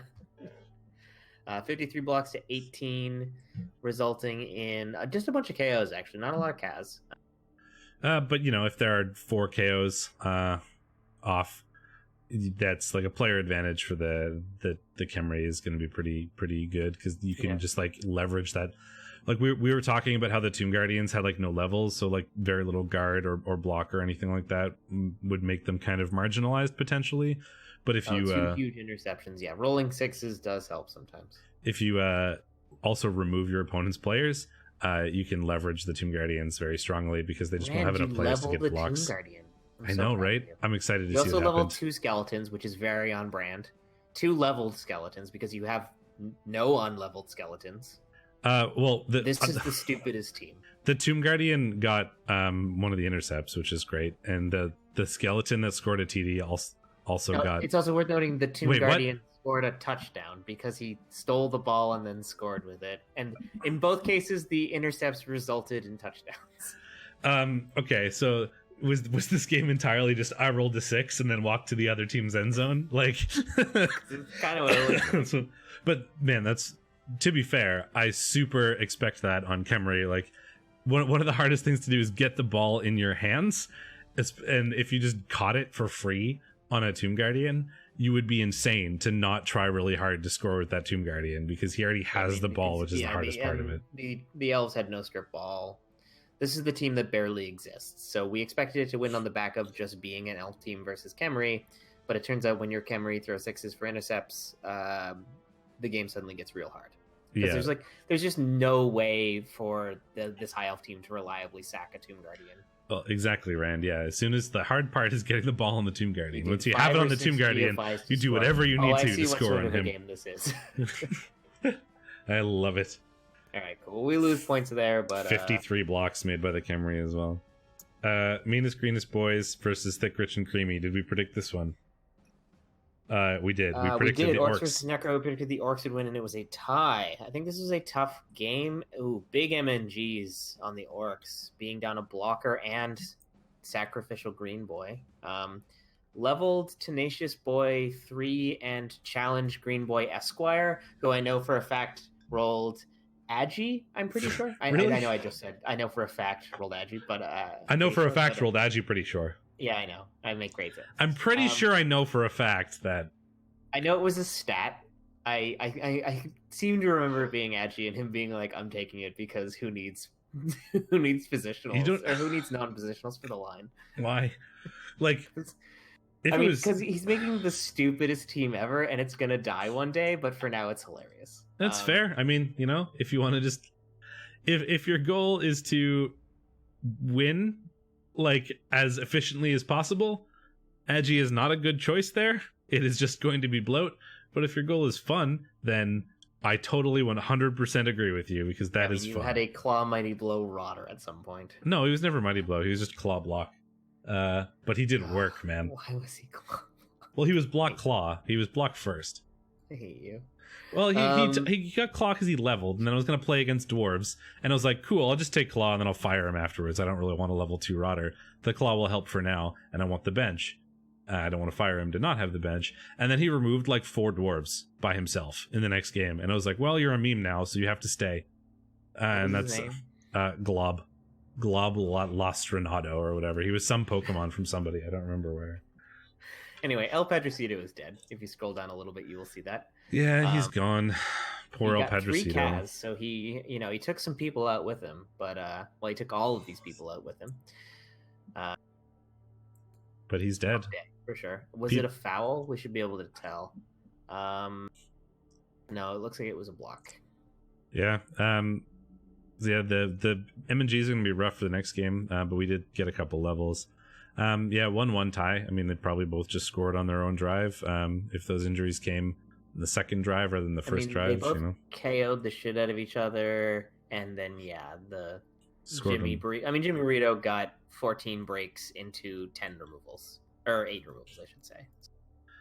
But at what cost? That's actually not that good. At what cost? Yes, at what cost indeed. But yeah, was able to keep up in removals, so neither team was dominant.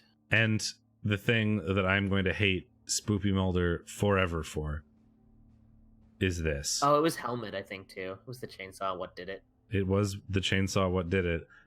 It's the Coltrane baby died. The Coltrane even won. Yeah. We predicted the Lizards would win. So Oververt taking us down a notch. Yeah, as the Coltrane dies.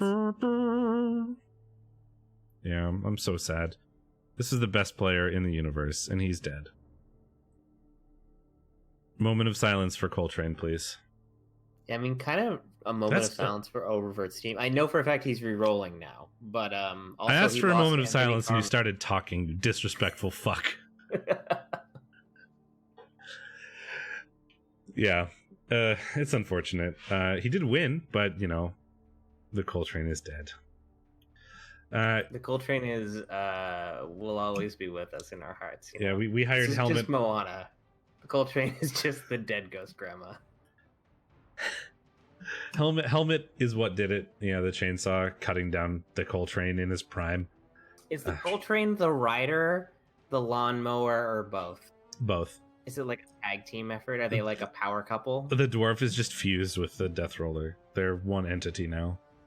I'm just wondering who was the Coltrane, Yeah, was it the Death Roller or the dwarf? Are we all the Coltrane? In our hearts, is the Coltrane the friends we made along the way? Friendship is truth. Truth is friendship. Queen Elizabeth III died, but that's not really a fair trade. It's a rookie skink with a great name, but the Coltrane is dead. I mean, so is Anthony Carmine, who turns out is a good blocker because guard stand when you yelled at me for Mighty Blow. The moment of silence. But it pales in comparison to the Coltrane.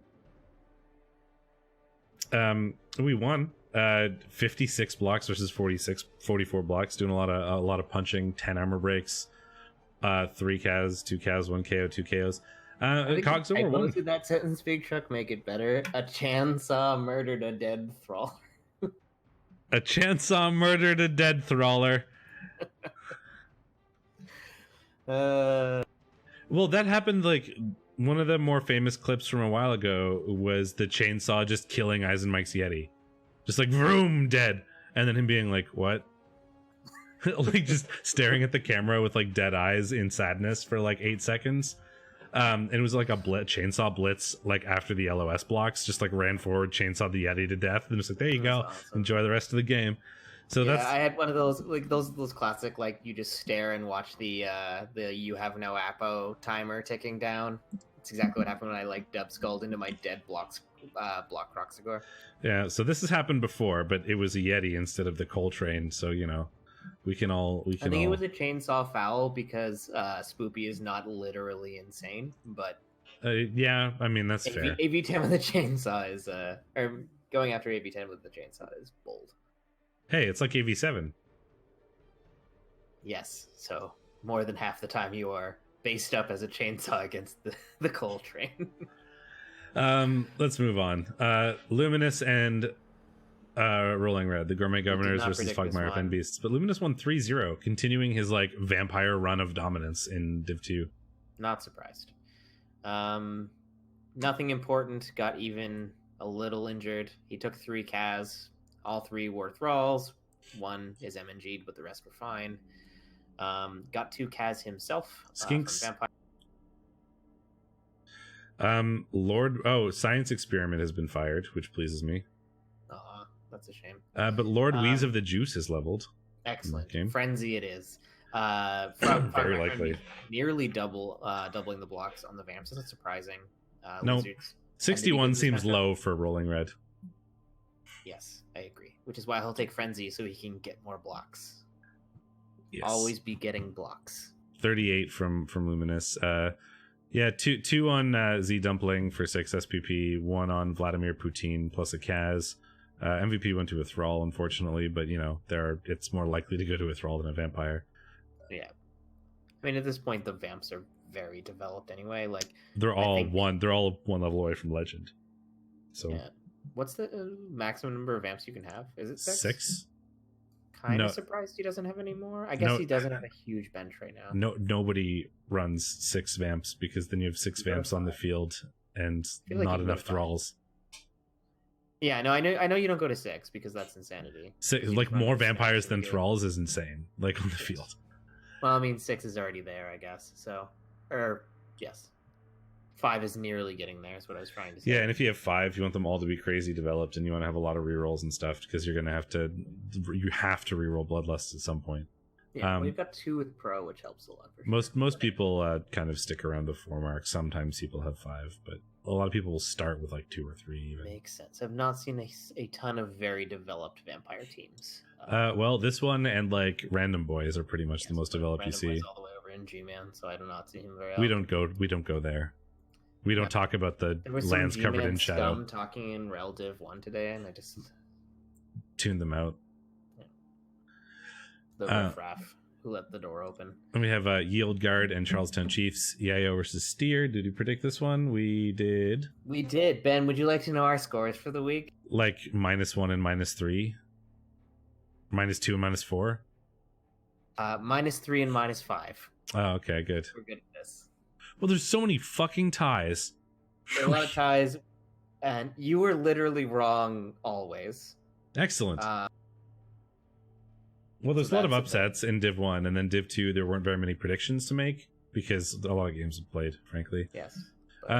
So 1-1. 49 blocks to 31. 3 KOs, 5 Kaz to 1 KO and 0 Kaz. Makes me surprised that this was 1-1 rather than like 1-0 or 2-0, but if those all came after the initial touchdown from Steer, I mean, it might be classic Nurgle problems, right? You just, even if you're winning by a lot, it's not too hard to stop Nurgle from scoring twice in a drive.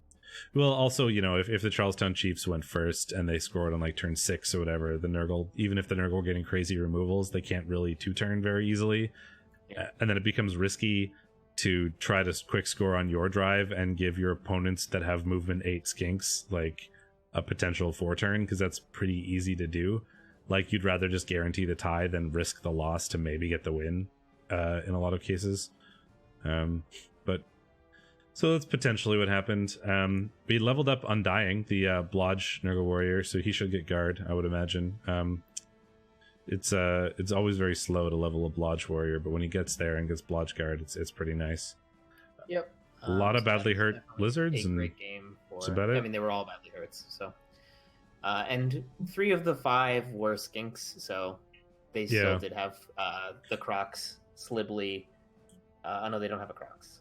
They had Slibbly, Helmet, and a bunch of Saurus. Yes, so 5 Saurus is still something that you can use to mount a pretty solid defense. So let's go back into the game. We can do the teams for Div 2 in REBBL.net. Well, I'm already back into the game. Fine. Back to the game it is. I mean, you don't need to go back to the game. You can look in REBBL.net if you want to. 2A and teams. Let's just look at new stuff so that we're not here literally all night. Jimmy Burrito. Kick on a zombie. Free agent pickup has got kick. Makes a lot of sense. You've already got a dirty player. Kick is useful, especially with werewolves. Kick short. Fend is new on Blasco, I think, making him a block guard Fend zombie at 110k. You don't want to give up a guard zombie, yeah. But a little annoying to be sure, and of course, very trimmed because El Padrecito is dead. So yeah, down to 1510. Do we have a new wolf? Have we bought one? I can't tell. Nope. We do not. We can afford one, right? How much are wolves? I don't know. But it would take you down to 0 money. 50. Wolves are 120, so you can't. Oh, damn. 10k away. Well, we'll see a new one soon, I would imagine. Cogs of War 4 or revert. Coltrane is gone again, and that Longbeard is gone, sadly. Yeah, I like that we started with the decimated teams. They were first in the line. I know. I wonder if he'll buy a new one guard dwarf team is not a good sign. No, I wonder if he'll buy a new Death Roller. I mean, he's got the Bribe Stadium, so probably. I don't see why he wouldn't. Yeah, he's just going to be so much less good than Coltrane, and we'll all be sad. Yeah, one guard dwarf team is certainly sad. I mean, this team was kind of banking on Coltrane to do Coltrane things, and he doesn't exist anymore, which is unfortunate. So this is far away from the sort of standard dwarf team that wins through guard spam and being dwarves. Because we don't have the guard. Is there anything new? I don't think. Well, was there a level? I mean, we literally just looked at this, and I can't remember if there was a level or not. No, there was not. So Rolling Red, there was a level here. The Fogmire Fen Beasts. We've picked up a Croxagore as well too. Frank from Finance. In all caps. I love you, Rolling Red. Yeah, Rolling Red is great. I have no idea what your team theme is, but I love it. Lord Wheeze of the Juice got Mighty Blow instead of Frenzy. Yep. Like a madman. He'll get Frenzy at 31. Don't worry. He's just going to be Snicker of the Snack round 2. Fruity Loops Go Crunch hasn't leveled yet, which is disappointing because I think that's my second favorite name on the team. Oh no, Science Experiment is still here. Oh, he just wasn't in that last game because he was MNG'd or something. That must have what it was. But Science Experiment is still here. He's the dirty player skink. I want Fruity Loops Go Crunch to level up. He is my favorite besides Frank. I thought he had an MNG Saurus, but I guess not. Then we had the Steer and the Charlestown Chiefs. Oh, I forgot to look at the standings. We'll do that we'll do that after the predictions, or before predictions, I guess. Yeah, it'll be fine. I forgot to look at that in game. The Charlestown Chiefs, they didn't get any levels, I don't think, this week. Is Block new on Mo? Maybe. Block is probably new on Mo. Mighty Blow is new on Steve Hansen. Block is new on Joni Upton. I think they've done some developing. I don't know how new those things are. They could have been around for a little bit, but Ned Braden is almost there. The SPP point.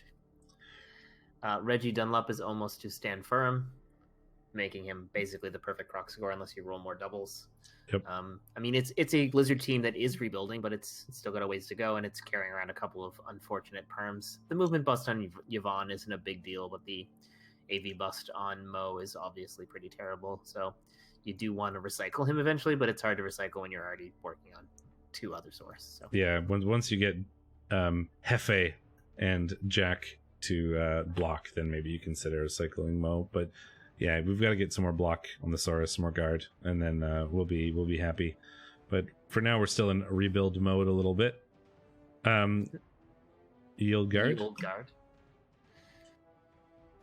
Oh yes, Scourge has taken Claw first, which we thought was kind of strange. I think we looked at his match lineup, and it made a little bit of sense. Yeah. There's a lot of AV9 coming up, and we talked about the fact that Claw's ever so marginally better than Mighty Blow against AV9 and up, but it's just a little non-standard.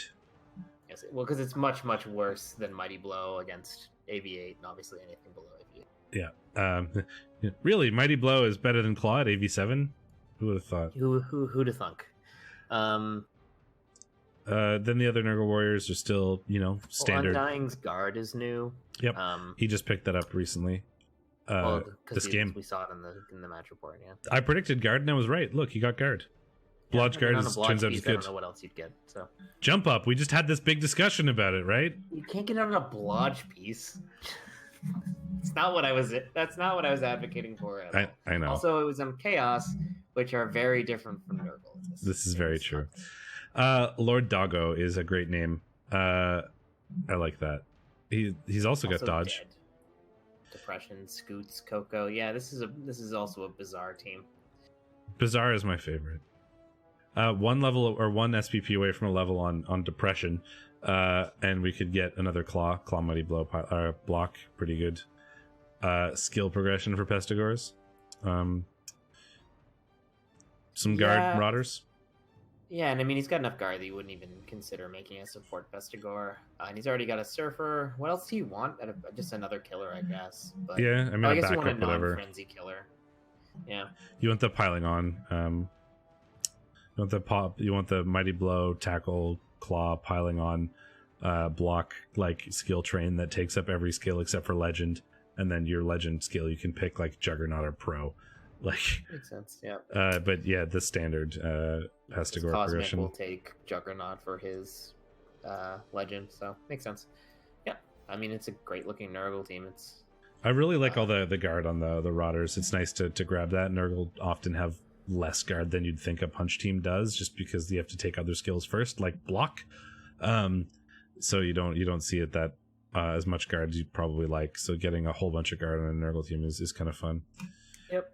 Then we have Lumi's Vamps. Nothing new on the vampires. We didn't see anything new there, and they're all quite leveled. They're all approaching Legend very slowly, so not going to be a ton of development on this team. It's pretty much done unless he picks up another vampire, and given his bench, I don't think he's going to do that anytime. No, I would imagine he sticks with four rerolls, the leader Thrall, and just probably goes to like 15 total players with 2 more Thralls when he has too much money, because you can never have too many Thralls. You get the extra free guard Thrall, kick Thrall. Leader is a nice like little double to get an extra reroll for your Vamps. Movement is fun because Vamps are often pretty slow, and we've all seen these Vamp levels. I mean, the stats are great, the reliability skills are great. The only things that are probably even mildly non-standard would be like Juggernaut, Frenzy, Grab, but they already have all the other things they want. Frenzy makes a ton of sense on Strength 5, Movement 7. Juggernaut makes a lot of sense on your sort of Mighty Blow player. Grab is the one that may be a bit weird, but you can certainly get a lot of use out of it on vampires. Grabbing people into annoying places against your high stat Hypnogaze type players, pushing players in the ways you want to do your weird sacks because you kind of. You are bad at not just talking about the entire team forever. Vampires are cool though. I know vampires are cool, and I love them too. Pris Brinchley or Spoopy Mulder, who we shouldn't talk about because he's an evil human being who killed Coltrane. You're just never gonna forgive him, are you? No, never. Well, we've got a pending level on Axelander the Great. Guard. Tackle, maybe. You don't have any tackle. Block tackle is such an awkward Saurus. As someone who has one in clan. But you don't need any. You have no tackle. If you are playing an elf team soon, you probably want it. But it's all about your schedule. I think it's guard unless you've got like 2 elf matches coming up. Let's see. Spoopy is playing Rats next, and then Orcs. That Orc matchup is going to be unwinnable. I mean, guard also helps versus the Rats. So, he does need tackle, but yeah.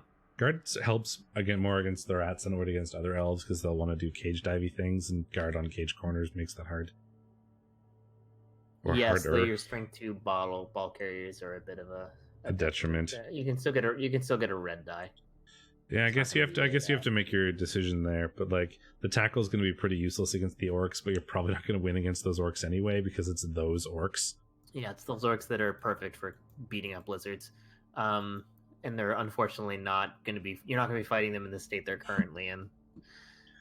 Speaking of which, you could also just take guard and you're 1 SPP away from a level on Thomhiss Edison, and he could get tackle. He already has guard, which could be. I mean, no, he needs Dead Firm.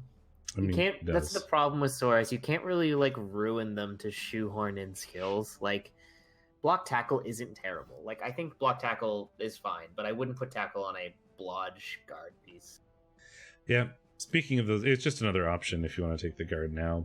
Speaking of orcs, meanest, greenest boys, some unfortunate MNGs, as we saw in the match report. And we also saw this guy leveled. Challenged Green Boy Esquire is Agi because memes. I told you. I knew it. Memes. It's really an unfortunate orc team. It's only going to have 5 guard, 2 strength ups. It's not even really worth playing. No. It's unfortunate. I do love that it has 360k sitting on the bench, and it's still, a 1750 orc.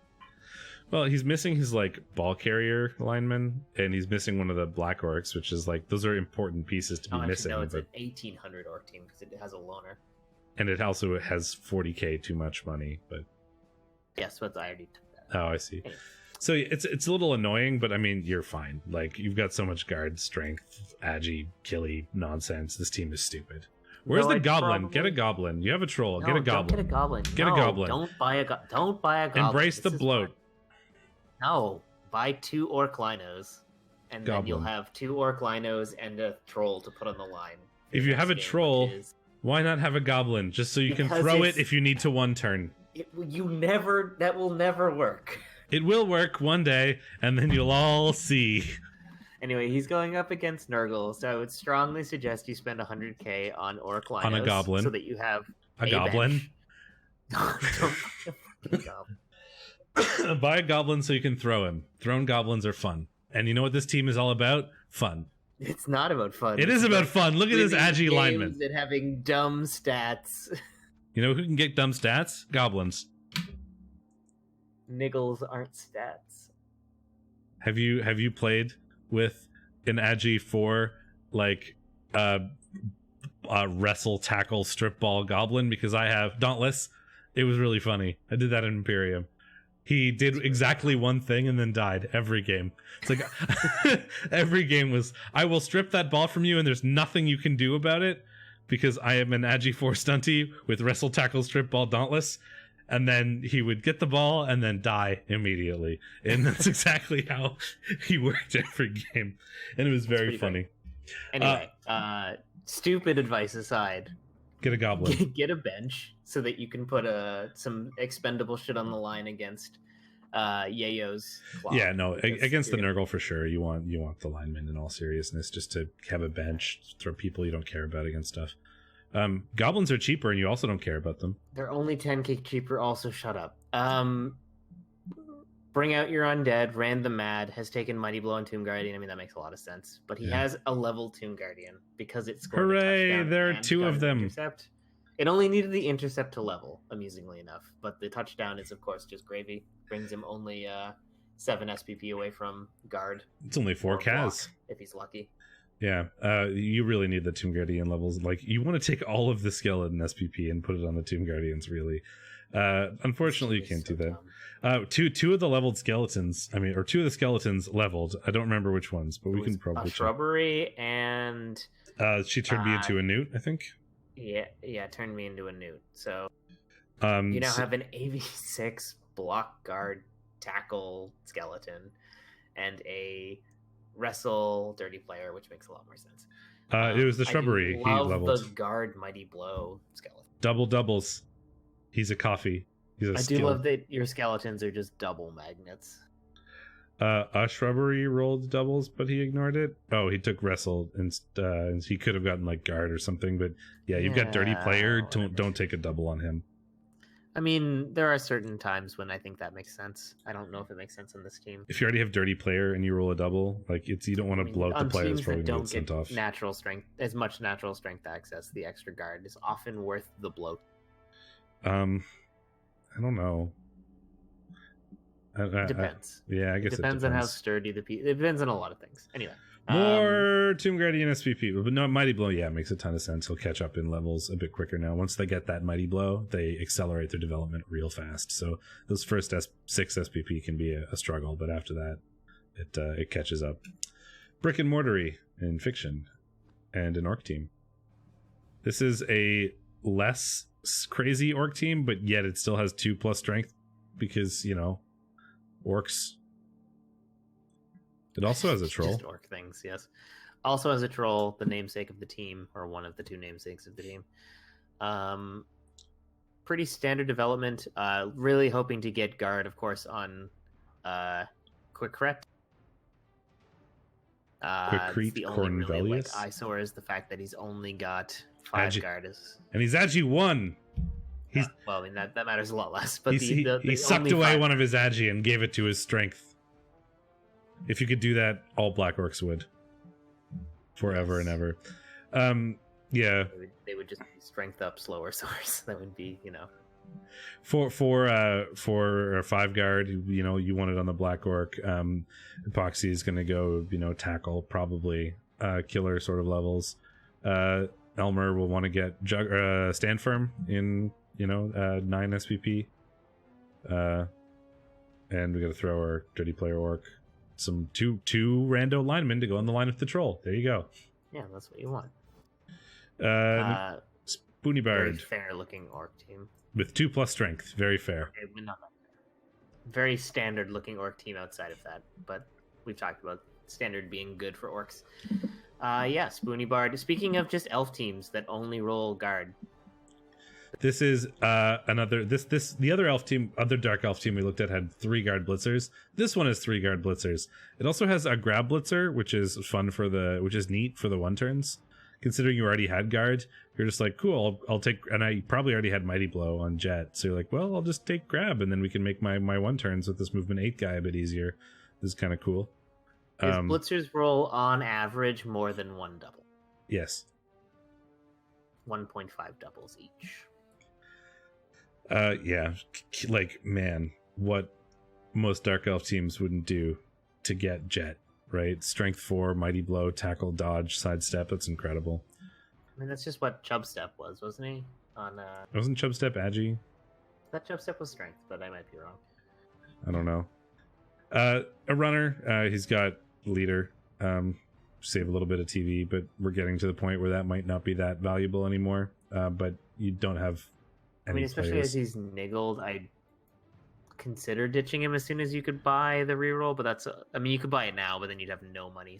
And you also have no players. Like, it's going to be a weird balance trying to get to the point where you have like a full team and enough to buy a reroll and stuff. Oh well, no, I would buy you've got all the positionals. You don't care about the well, no, it's about like if you lose a positional and can't buy one, you'll be sad.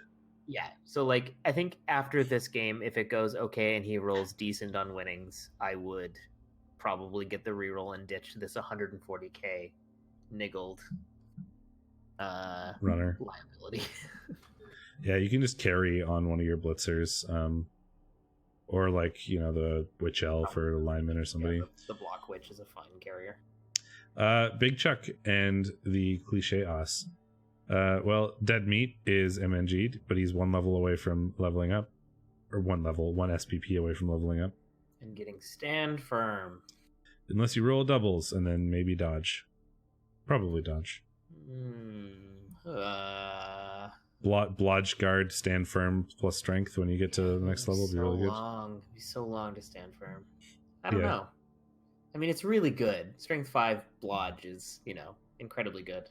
But yeah, he's already got guard. I'd consider. Especially since he's Agi 3, and you can also like relatively reliably use the dodge part of that to get like the strength 5 guard in an annoying place if he's just marked by somebody and you want to put the guard somewhere. Like pushes effect, or like red dice more effective against him because you can just push him out of the way. That's very true. It's still a risk. I don't know. Anyway, Busy as a Bee is almost leveled. Do we have any other new levels? I don't think so. Bone to Pick is good. Can of Worms is good, minus the armor bust, but he's carrying the ball. If he's getting hit, you're probably doing it wrong. This team does suck. No, this team is fine. It doesn't have enough guard, really. Yes, which is why it got the shit kicked out of it by orcs. These 2 Chaos Warriors need guard, but block Mighty Blow Claw first makes a hell of a lot of sense. It's not how I build my Chaos Warriors. Yeah, but you also lose when you play Chaos. Also died violently, so maybe Chaos just suck. Yeah, it's definitely not me or Chuck. Chaos definitely just suck. Yep. 100%. Well, Chuck, we also goes ham when he plays this team. We saw him like go through a massive run in the Challengers Cup, even though he didn't really want to be there.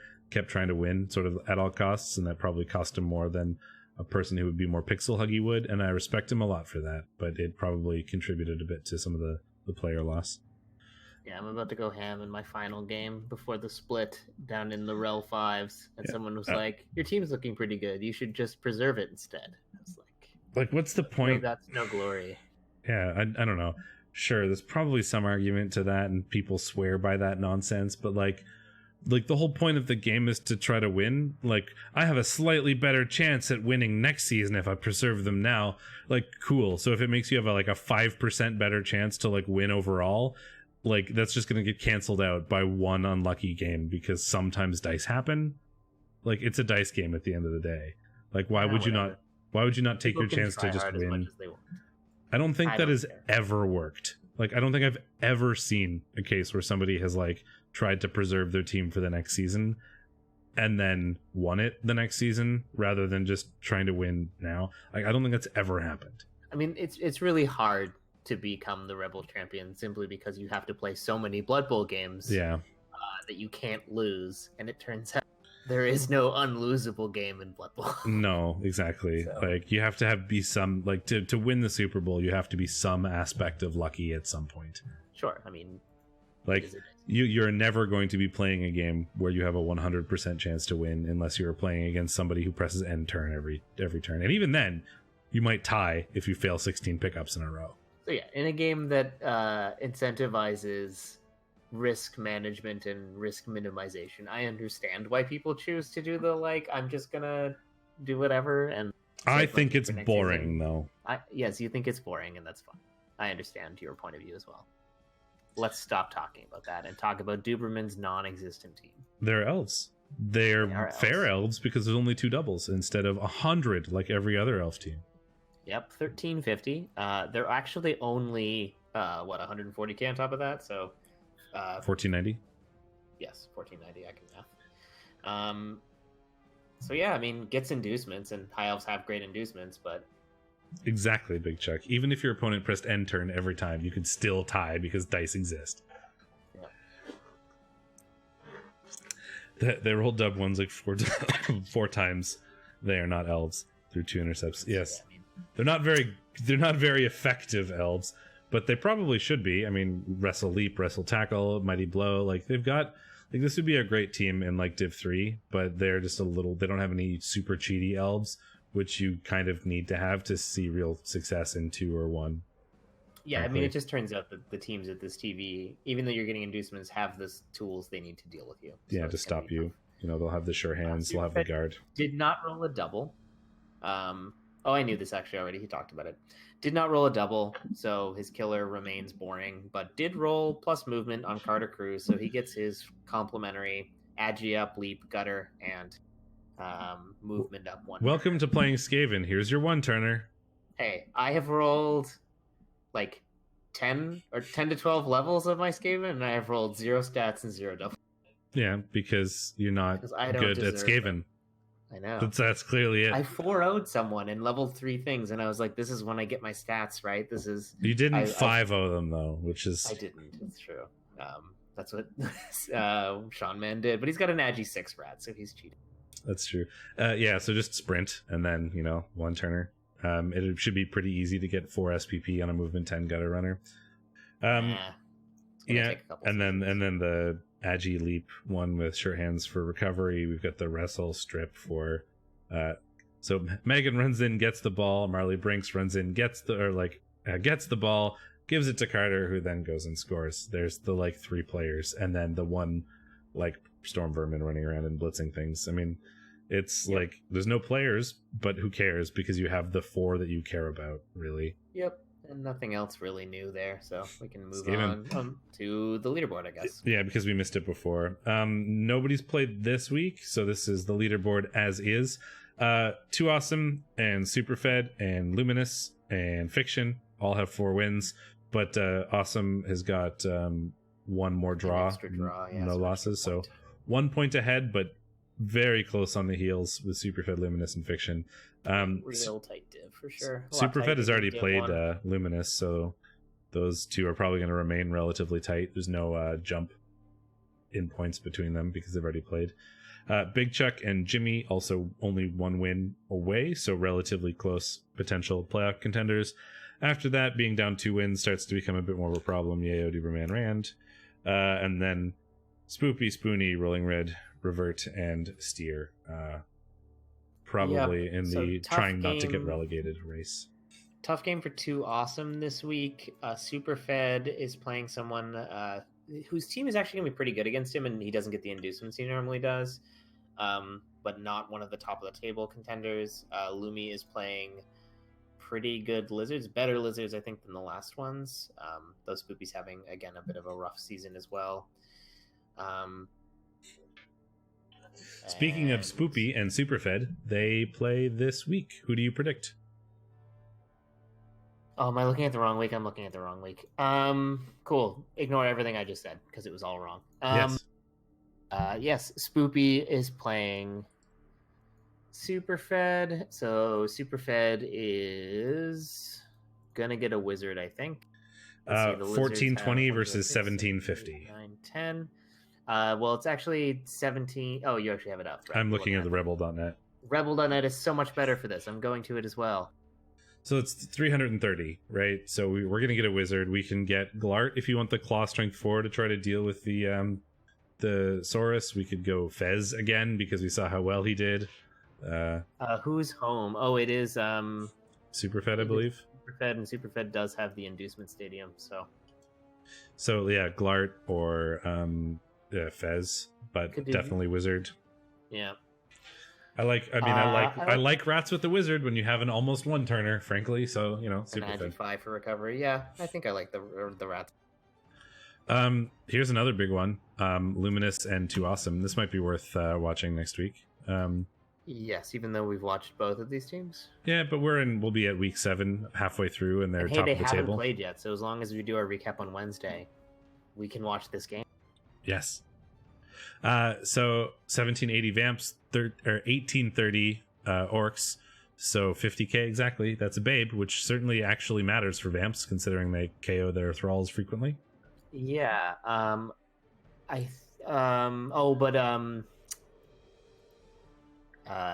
The Orcs are carrying inducements. Right. So this is where I was like, buy 2 things because you have to fight Yayo. You don't have to fight Yayo. I continue to be an idiot. So you are going to be down goblin. A block. Don't buy a goblin. You're going to be down a blocker and you're down your ball carrier, which is the bigger deal. You can carry on Challenge Green Boy Esquire, but it's going to be a bit rougher. That said, there's a lot of good killers from the Orcs, a lot of piling on. Only 1 piling on, but a lot of Mighty Blow. Should be pretty easy for them to chunk through thralls, but there's a lot of thralls. Like, there's a big enough bench that it could be significant. I think his bench is pretty whittled. He's only right because he's got an MNG, I think. So he's missing. He's got 1 MNG. So he's only got 1 bench. I like Lumi. I think he's doing a great job, but I like the Orcs in this matchup. Well, then let's make it contentious, and I will take Luminous.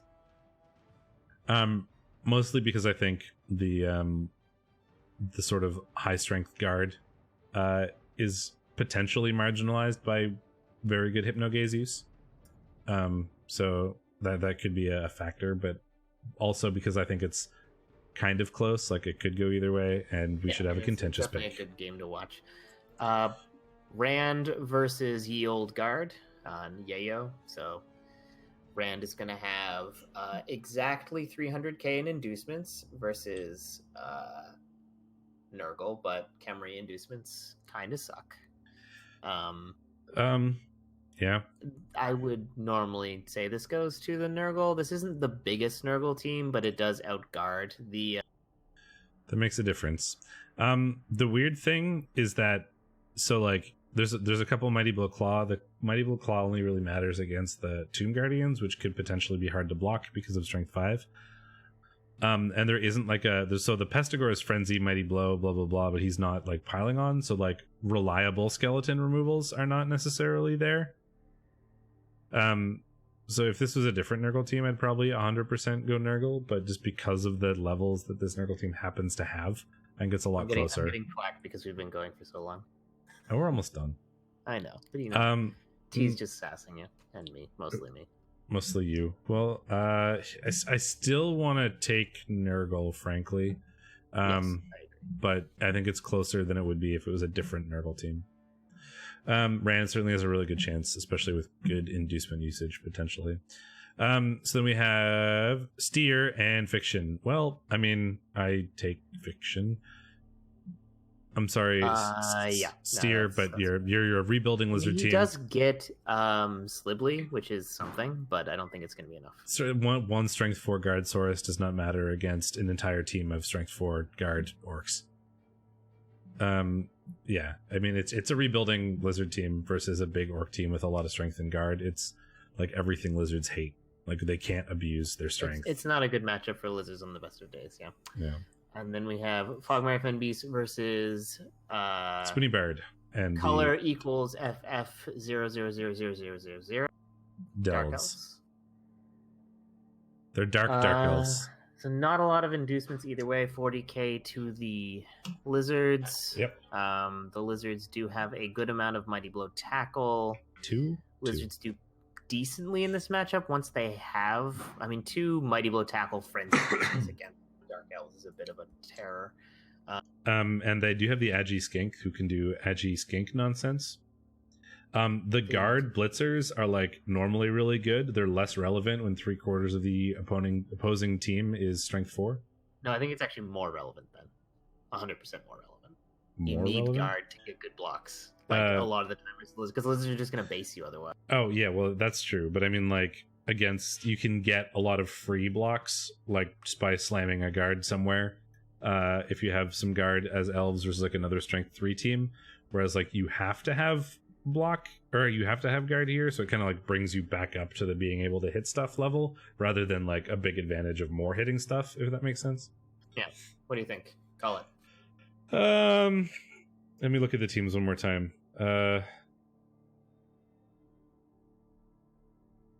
My brain says Dark Elves, but every time I do that to Rolling Red wins and does something stupid like blocking 700 million times and killing the opponent's team. So I'm going to take Rolling Red because I think he's going to do the thing that he does again. I also think Rolling Red, but it's spicier if I pick the pick Spoony rather, not Spoopy. Spoopy Bard. It's not my fault. Spoony Mulder. So I'll take the Dark Elves. You can have the lizards. Setek is pretty good. That is true. He's okay. Cogs of War and the Clicheos. I mean, so it is the Death Roller-less Death Roller team with no guard versus Chaos, who, like Big Chuck's team doesn't have a whole lot of guard, but neither do the dwarves, so I take the Chaos. I have overall positive points, you asshole.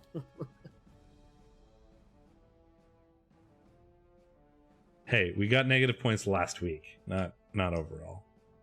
Thick, Rich, and Creamy and Average Joe's Jim. So we've got Jimmy Burrito. Skip and immediately say Chaos. No, I talked about it for like 45 seconds and you didn't listen to me.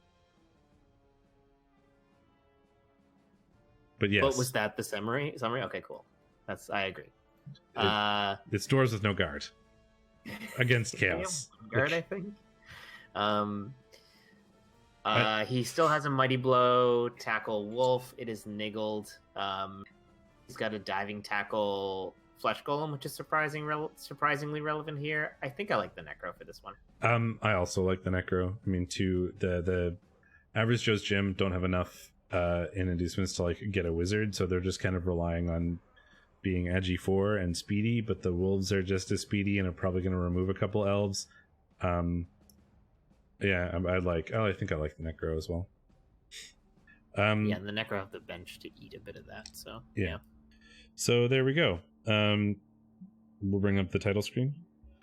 Thanks everybody for hanging out. I hope you enjoyed us looking at REBBL.net instead of in-game as much. I think it's a bit easier and clearer to see what happens, so I like it anyway. Next week we'll be looking at games, so if your game this week happens to be particularly interesting for one reason or another, whether it be funny or there was a cool moment or it was a good example of Blood Bowl play or whatever, feel free to poke one of us and we will consider it more strongly for inclusion next week. And if you're in Div 2A, we'll briefly consider it before discarding it immediately and watching the Lumi Orc game because it matters. It does matter, and it's two high 2E, or two pretty good teams that are at the top of the div, so probably gonna watch that unless it's like a blowout and super boring. Like if Lumi wins like 8-0, then actually no, that's more likely to watch it because I want to see what the hell happened. Well, like if the Orcs win 2-0 and get 8 Kaz, I'm not gonna watch that game because I know what happened in that game. Yeah, exactly. Thanks everybody for hanging out. I hope you enjoyed it. We will be back next week, and until then, I'm in Steakmittens. And I'm Shadorra. See you folks next time.